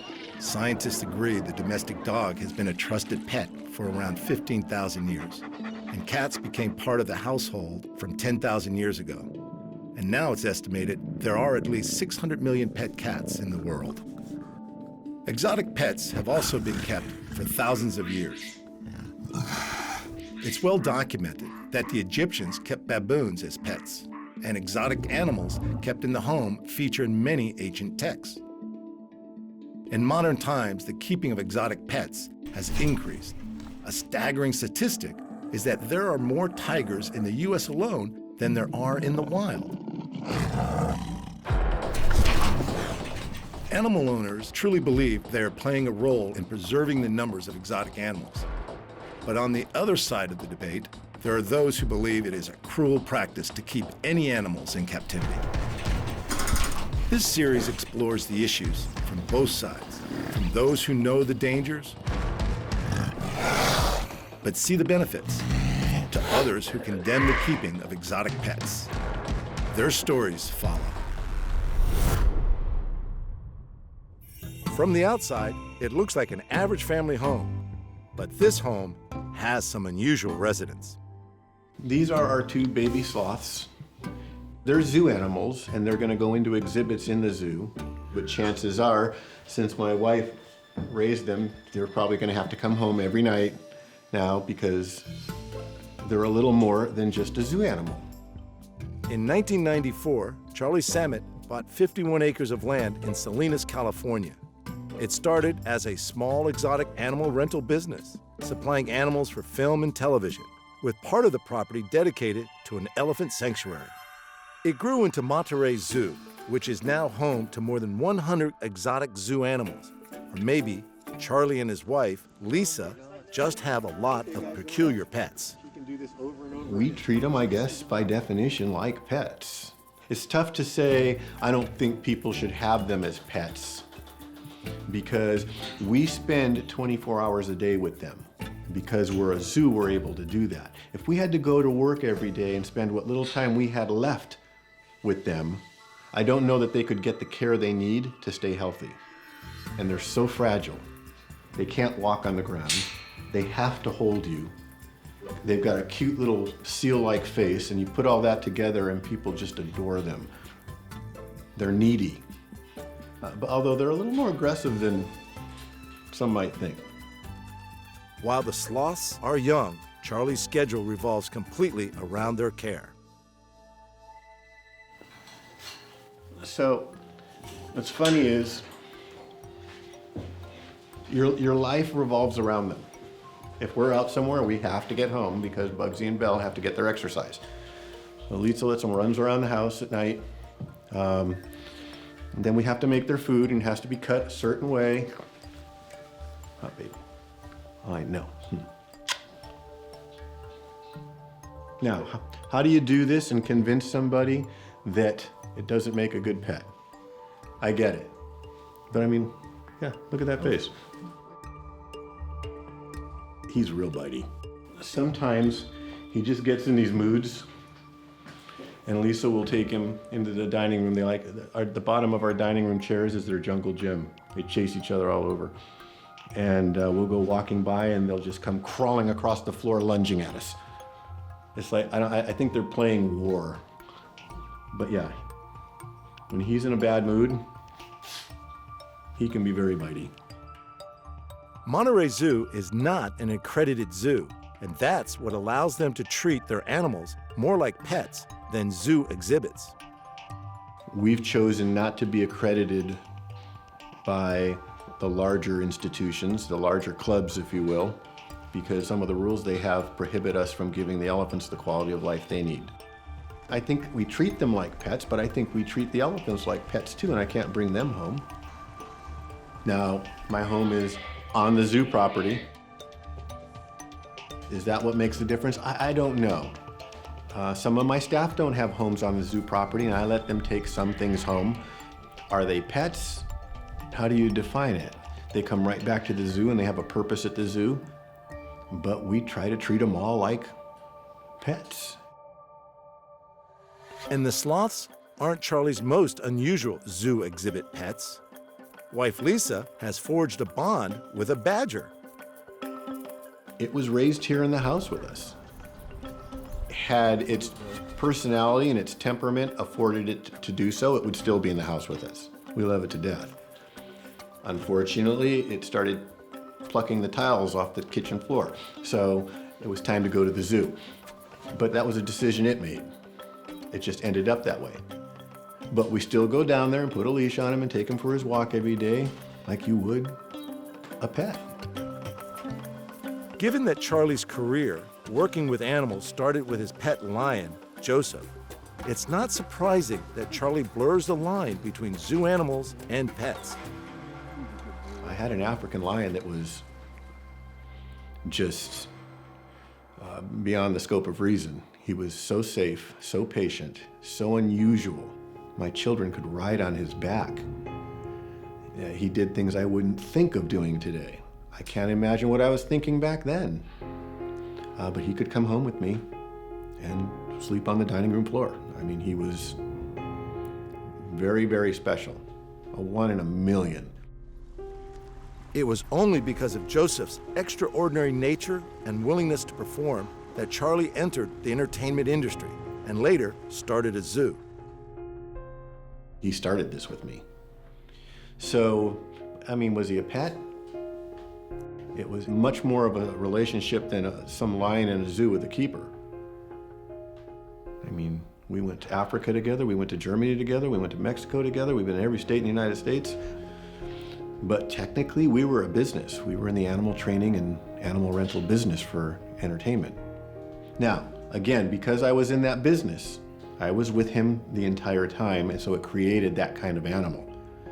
So I will argue that if you're keeping them as a pet, but your business, your industry isn't something that affords you the time to spend with them, there is no way to keep it safe.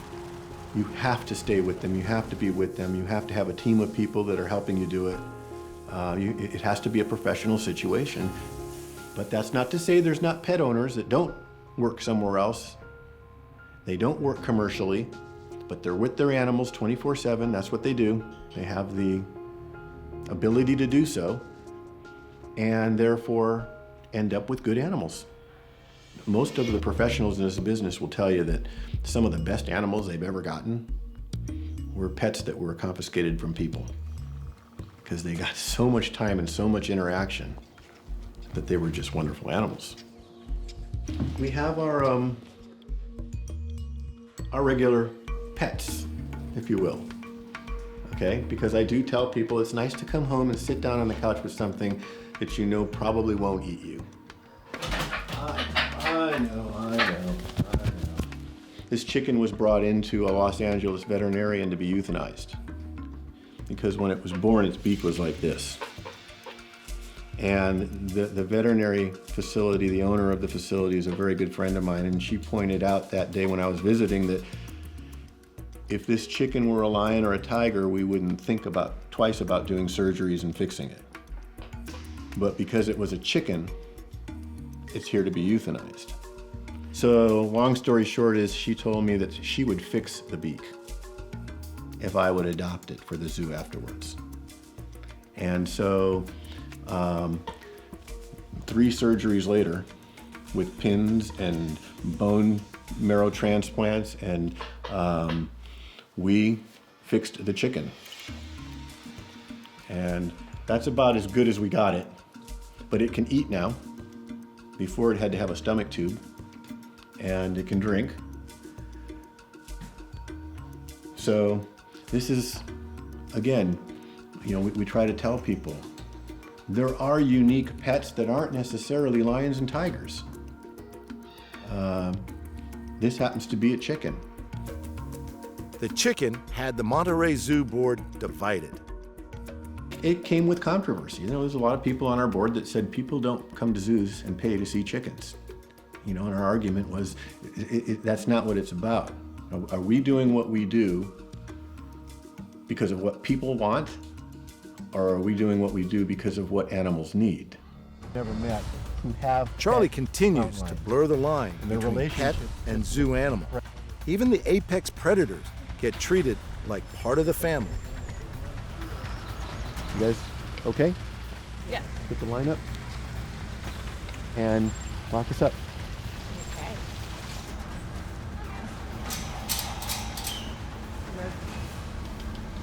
What are you doing? Once again, we're struck by the rapport Charlie has with even the most dangerous animals. These bears may be young, but their claws and teeth could easily kill. Yet with Charlie, the experience feels completely safe. Over the years, Charlie has also worked with many big cats.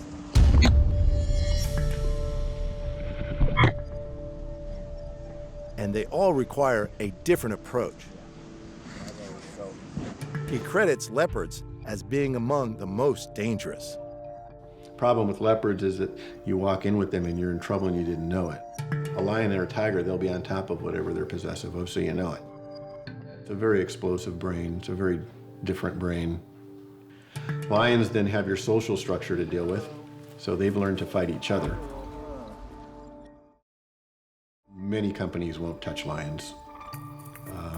You can have the best lion cub in the world and he turns 5, 6 years old and he challenges you for that position in the pride, and it's all gone. I'd say tigers are about the easiest, believe it or not. Unfortunately, their teeth are the longest, so the bites are bad. But the way their brains work, their social structures, they're solitary. That's why in circuses you see more tigers in the ring than anything. Although the entertainment business enabled Charlie to be closer to wild animals than most people will ever get the chance to be, there are some things he doesn't miss about working with animal entertainers, like wrestling lions. That I'll never do again with a lion. Because that goes from play to sport one day. And when it goes to sport, okay, you have an animal you've never met before on top of you. And it's a bad, bad day. So we were prepping for a movie once, for one of Costner's movies, and it was an attack scene. And I did days of this lion coming up on top of me. And one day it turned to sport and I didn't see it. And he hunkered down on me and he bit me. He grabbed me right here. I ended up with 2 broken ribs and a punctured lung. 2 people came at him with a CO2. He jumped on one, bit a hole through the CO2, a steel canister. And before I could get up and get away, he was on top of me again and he bit me again. So she had to go get a tractor and drive it over top of me to get the cat off of me. 20 minutes later, and we had him all in a fenced area, we were prepping, okay? Came back, his head seemed right again, opened the door, they got a leash on him and walked him to his cage, he was fine.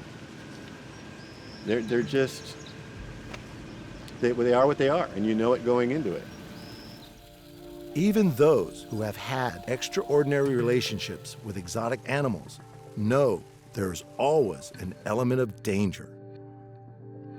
I was with Ron Whitfield, a very prominent trainer here, and used to be a circus man, and he worked for Six Flags at the time. No, I was doing the TV series Born Free, and I needed 2 lions to simulate a lion fight in the movie. So of course what we look for is 2 male lions that were raised together that play. And we'll dub in the noises later and make it sound like it's a fight. Well, I went to see his 2 lions in his ring act, and he brought them into the ring together and they were bouncing around playing with each other. But the play turned to sport and they got in a fight. And when the time it was done and it was over and he separated them, I think quite frankly, he's the bravest man I've ever seen in my life stay in that ring. I'd never seen anything like it. He did not leave that ring, and the noise, the cement was shaking. Oh, and I was standing outside the ring. You know, Ron, do you need any help? Nope, got it covered. Good. It was terrifying. But despite the danger, Charlie is still inclined to treat even the zoo's most predatory animals as pets. When I got him, when we started raising him, we did like everything else. Hey, stop it. We did like everything else, and we tried to raise him as a pet. You know, we wanted him to have as much relationship as he possibly could. And it just didn't work out. Hey, what are you doing? Well, it's a difficult species, and his hair grows backwards. You don't know if they're a male or a female unless you truly blood test them. Nothing makes sense. They run as fast backwards as they do forwards. Their legs are longer in the front than they are in the back. They're born with teeth. They're born with their eyes open. Nothing is right by animal standards. To keep one friendly is a challenge, but it doesn't mean we didn't give it a chance. What's wrong? Why are you so angry today? Why are you so angry? In the hyena's case, even Charlie admits that this is one predator that doesn't make a good pet. If you asked me how I feel if one of my neighbors were to come home one day and announce that they got a hyena as a pet, probably wouldn't be real fond of the idea. No two ways about it. I wouldn't want that next door. Charlie even has animals a lot of us have never heard of. This is a binturong, a bear cat. His name is Doc. Doc kind of has his own fan club. People who come get to play with him on one of our tours. They start Facebooking him. It's gotten ridiculous. He's just one of the coolest animals.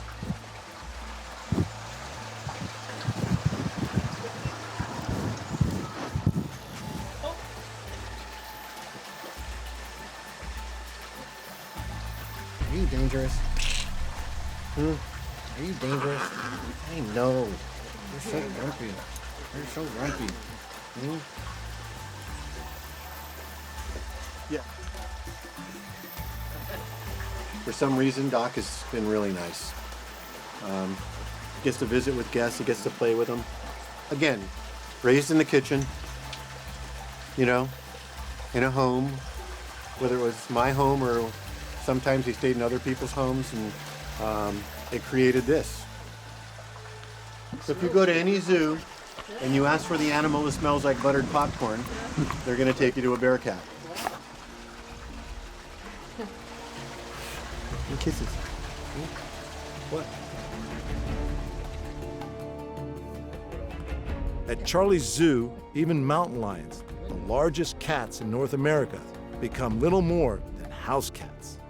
She started off in our kitchen before the chicken. With the big cats, as soon as they're able to jump up on the counters, they become part on the house. When it comes to keeping exotic animals as pets, Charlie repeatedly recommends spending large amounts of time with the animals and the need to be a very dedicated pet owner. Training needs to start when the animals are young.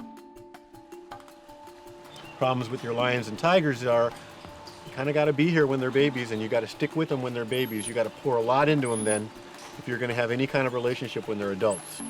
So there is no safe way to introduce an adult lion or a tiger to someone new without risking that challenge and a train crash as a result of it. So it's far more ideal to have them there when they're babies. Can it work out? Sure. Is it supposed to? Probably not, because there's really no reason why that tiger shouldn't challenge you for that position. You know, anytime you work with a wild or an exotic animal, you're asking it to surrender instinct. The question is, how much instinct is it fair to ask an animal to surrender? That's the question. So even when we were working with circuses, we would suggest to them that it's the relationship between the tiger and the trainer that people are most fascinated with. Is jumping through the fiery hoop really necessary anymore?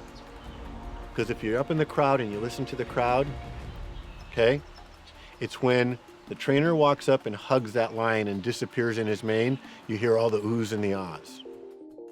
Entertaining moviegoers or zoo visitors, Charlie has no problem asking his animals to contribute to the running of the household. I don't feel bad for anything I ask my animals to do because I'm really not asking them to do anything I'm not doing also.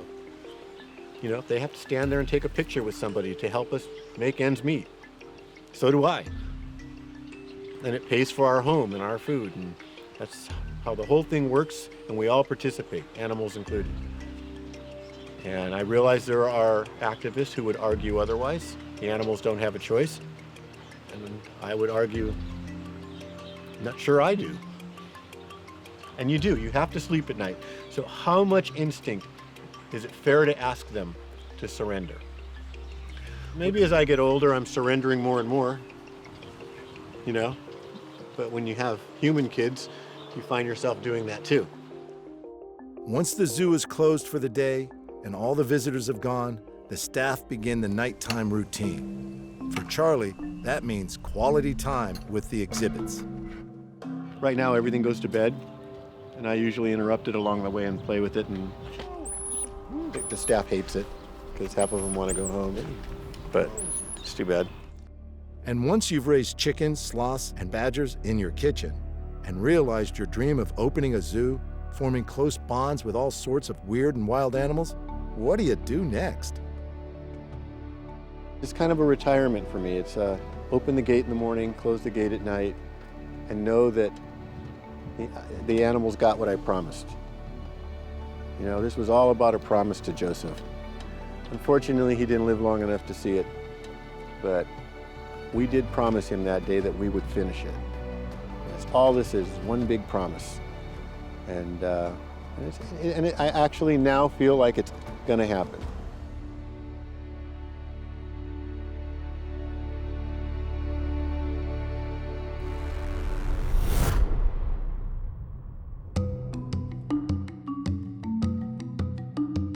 Hohenwald, Tennessee. Would you think that you would have elephants in Hohenwald, Tennessee? But you do. In her role as Mary Ann on Gilligan's Island, Dawn Wells was America's sweetheart. Today, with dozens of film, television, and theater credits, she now also devotes herself to more philanthropic pursuits. A strong animal advocate, Dawn is an ambassador for the Elephant Sanctuary in Hohenwald, Tennessee.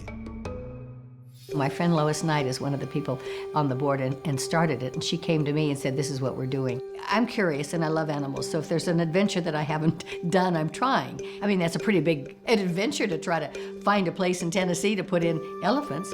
But my friend in Nashville said, we're going to find a place where elephants can roam, that it isn't a zoo, you can't go and stand at the fence and give them peanuts. They're free, and you can observe them, but it isn't a zoo.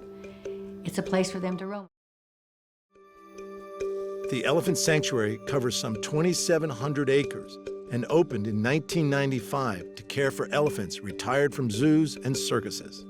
The sanctuary's EliCam allows viewers to watch the elephants via live stream without intruding into their habitat. It'd be like you're peeking and seeing what's going on in a forest. It's beautiful green grass and beautiful trees, but you don't see them all together. They don't line up. You don't stand there and feed them peanuts. You're viewing their privacy, I think.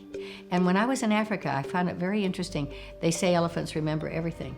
And we were riding some and going through, and there'd be a pile of bones. And the elephants would stop and touch every bone. They're relatives, I guess. They have that memory we don't quite understand. And they're so huge. And a gentle giant, I guess is what you would say. Dawn may see these majestic beasts as gentle giants. But even at a well-run facility like the Elephant Sanctuary, accidents can happen, and these seemingly placid animals can be unpredictable. The sanctuary mourned a volunteer killed by an elephant there in 2006. While Dawn loves all animals, It's with elephants that she feels there's space for a special bond between human and animal. Being in Africa and seeing them wander and roam by themselves, and they are such gentle giants. I know I was riding one, and the guide said to me, "Don't go up to him now. You're going to ride him for a while, but when we stop for lunch, then he will want to touch you." And the elephant with his trunk touched me all over and looked me in the eye. But there was a relationship, and you see the size of that animal. I don't know what emotions they feel, but I think all animals relate to either each other or people or something. I think they're a blessing to this universe. Many of the elephants at the elephant sanctuary suffer long-term health and behavioral issues common to elephants that have spent their lives in captivity.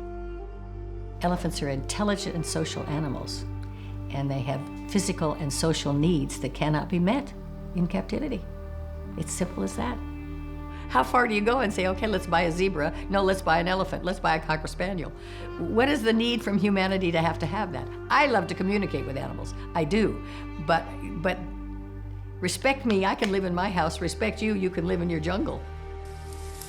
While Dawn's feelings on keeping elephants as pets are very clear-cut, the issue of whether or not wild animals should be kept in zoos for education purposes has her torn. I don't think they should be pets. I think they should be left where they are, where they belong, with each other, roam free. I mean, I've climbed the mountains in Rwanda. I've been as close as I am to you with the gorillas. I've watched the mountain gorillas bounce their babies on their knees and rock the babies and burp the babies just like we do. And no fear, because there aren't hunters, and you're visiting their sanctuary in the middle of the mountains and don't want to disturb them. It's respect. I think it's respect for any wildlife. You can study it and you can read it, but to have that connection personally, that's rare. So do we put them in a zoo so we can say, I'm experiencing it? No. You're experiencing a little bit of it. You see them, taking the bugs out of the baby's hair and rocking them and all that, but they're still in a cage. It's a conundrum, it really is, because how else would we know? We all can't go sit in the Rwanda mountains and wait till they come by. And yet, they should be free. I don't have an answer. She does, however, recognize the need for sanctuaries to care for exotic animals already in captivity. It's a controversy, I think.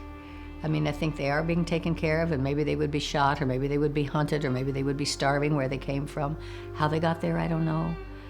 It's like if I have a dog, I'd like a backyard where he can roam. I don't want to have a dog sitting on a pillow in my house all the time.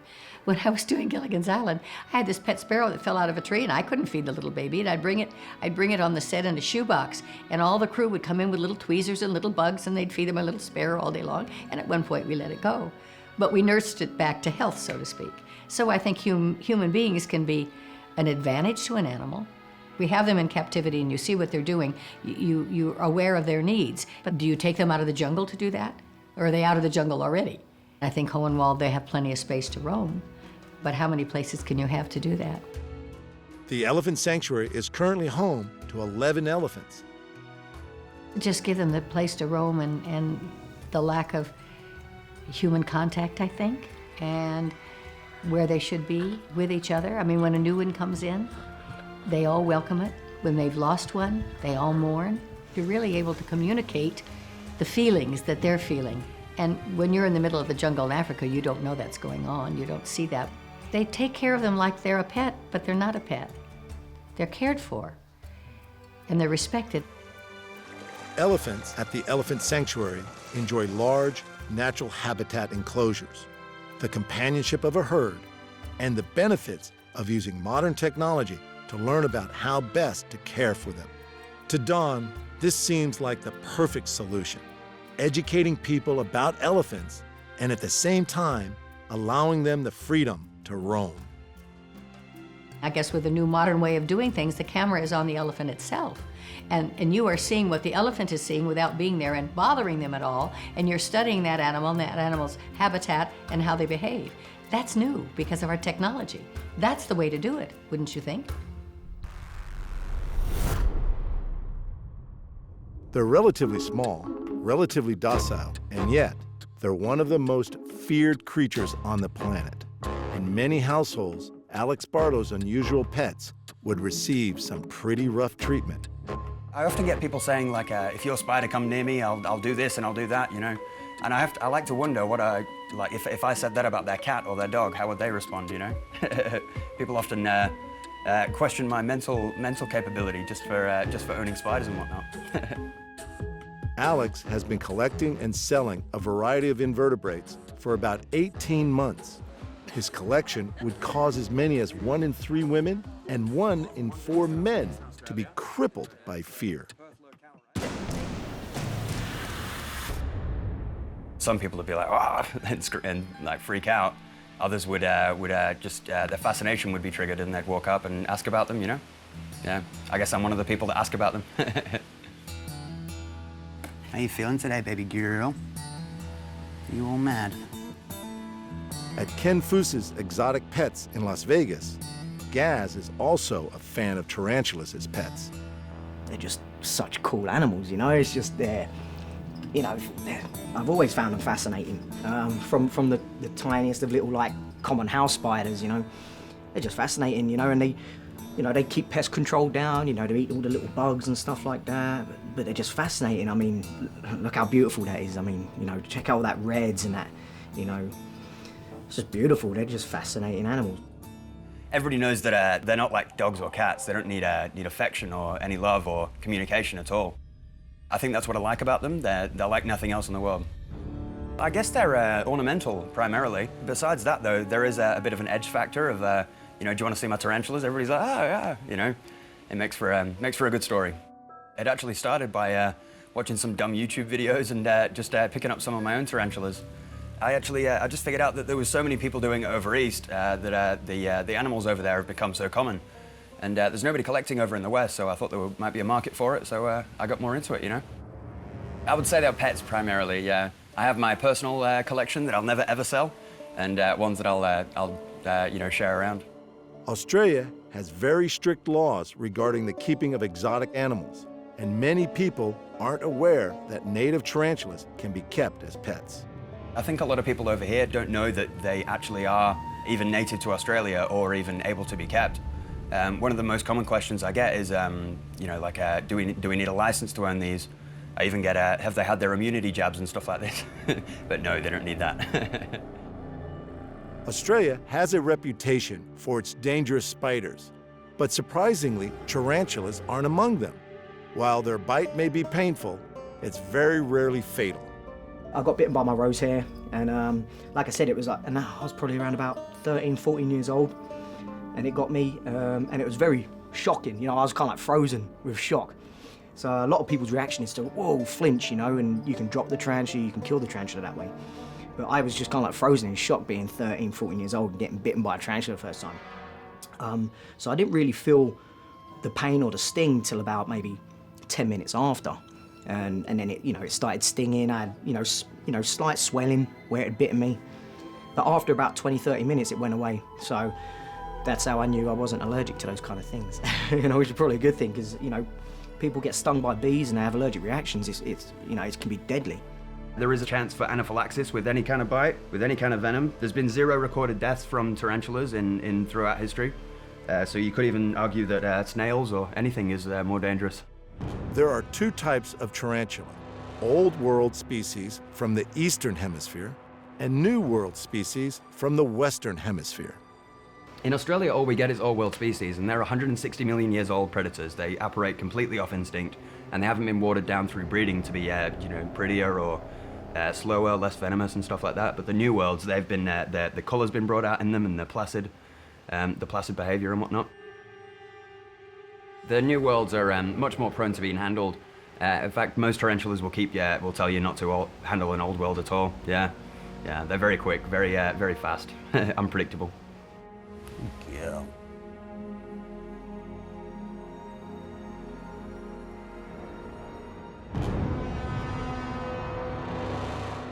Tarantulas in the wild are nighttime hunters, pouncing on insects, beetles, and grasshoppers.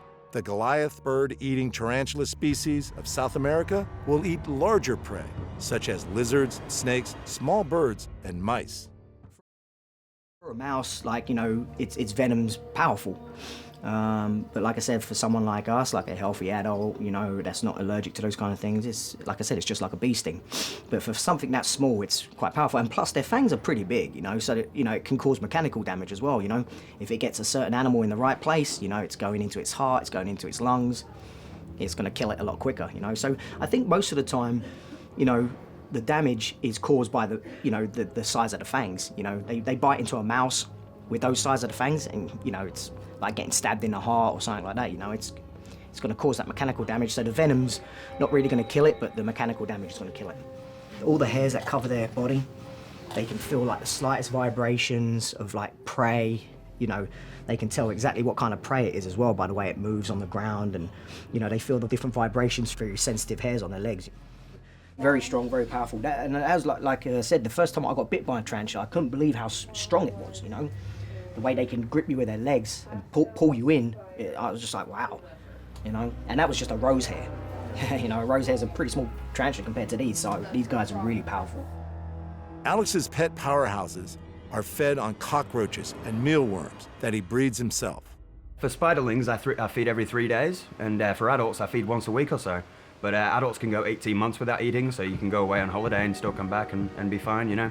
Yeah, mostly they look after themselves and thrive on darkness and loneliness. Although adept hunters in the wild, Alex says that tarantulas are not aggressive creatures. Aggressive is actually the wrong word for it. Defensive would be the word for it. But this one right here, that's a Selenotypus wallace. She's a more calm one, but the Selenophilus cotsman, which I've got in the garage there, that's arguably the most defensive tarantula in the world, actually. Along with his tarantulas, Alex keeps other arachnids known for their fierce and painful defense. It depends on the species, I would say. I've got the Urodacus elongatus over here, and that is, I'd say, one of the most calm species in the world, actually. But something like the Urodacus yashunkai, I wouldn't even go near. She did give me a clip yesterday, see that? That's a threat pose. She's getting a bit stressed, I'm gonna put her away. So if she gets too stressed while rabbit. Well, when she puts the babies out, she'll eat them.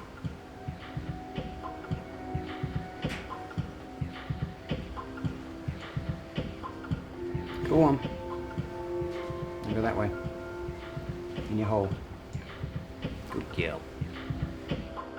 Scorpions are also nocturnal hunters, and they do something else in the dark that is very unique. All species glow under ultraviolet light.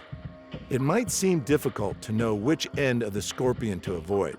Pincers that are used to crush their prey, or the sting in the tail that delivers toxic venom.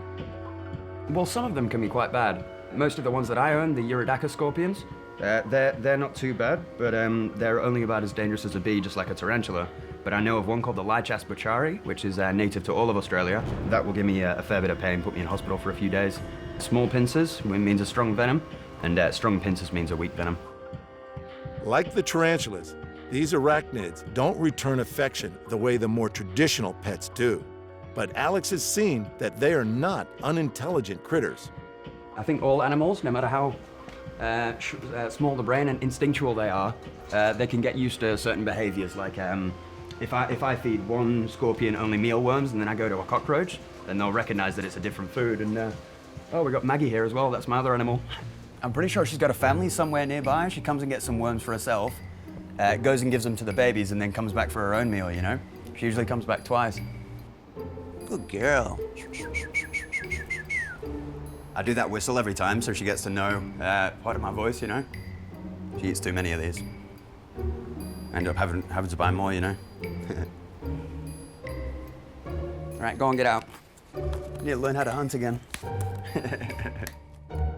The Australian magpie is known for its intelligence and for its habit of fiercely defending its nest by swooping at unsuspecting passers-by. No, she's never swooped me. I don't think I've seen her in mating season, though. I'm not sure. I could be wrong. I do worry about this guy on my shoulder with her around there. The guy on Alex's shoulder isn't a predator, but it's definitely an unorthodox creature to keep for companionship. Its extraordinary body is designed to look like the leaves it feeds on. If threatened, it will arch its tail above its body towards the intruder, much like the scorpion. This is a spiny leaf insect. It's one of the stick insect family. And these guys are native to, I think this one's from northern Queensland, but they might be all over Australia.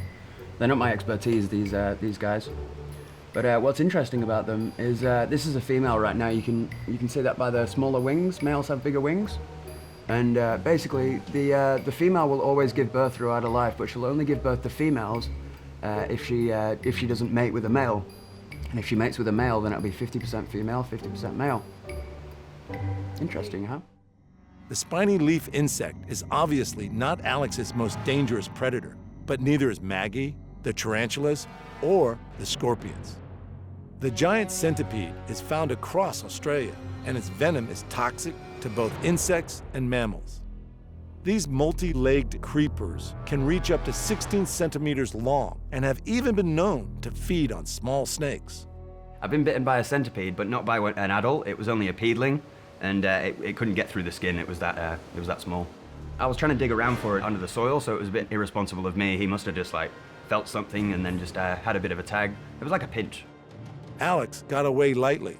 The bite from the giant centipede causes severe pain that can last several days.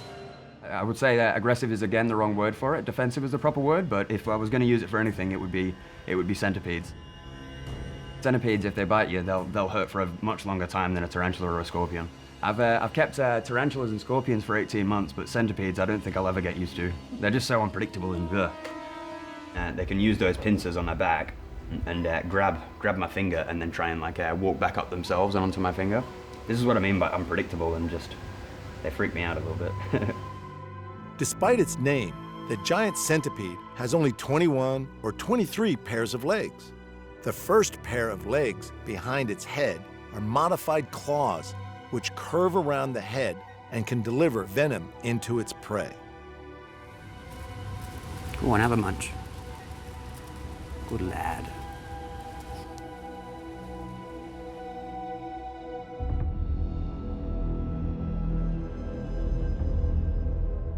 This species is common across Australia, and while out searching for a different species, he discovered a new color form of this one, endemic to Western Australia.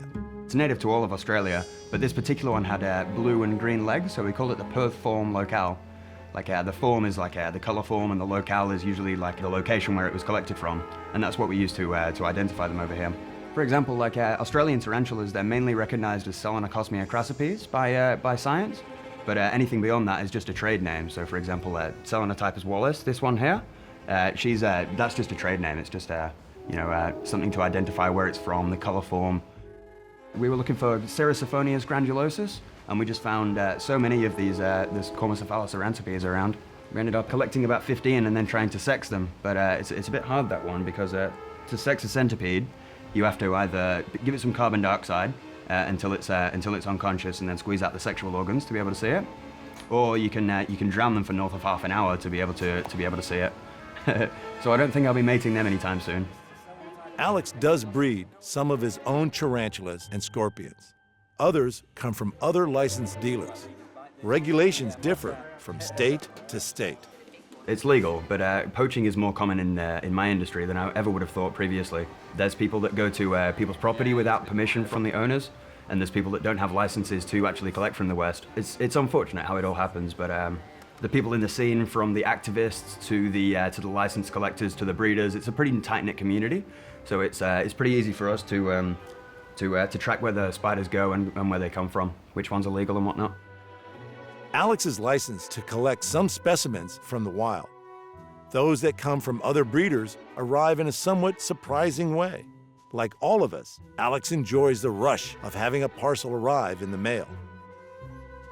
It's kind of got less exciting as time went on. This must be my 500th tarantula or something like that, so it gets less exciting, of course. There's a roach in that one as well.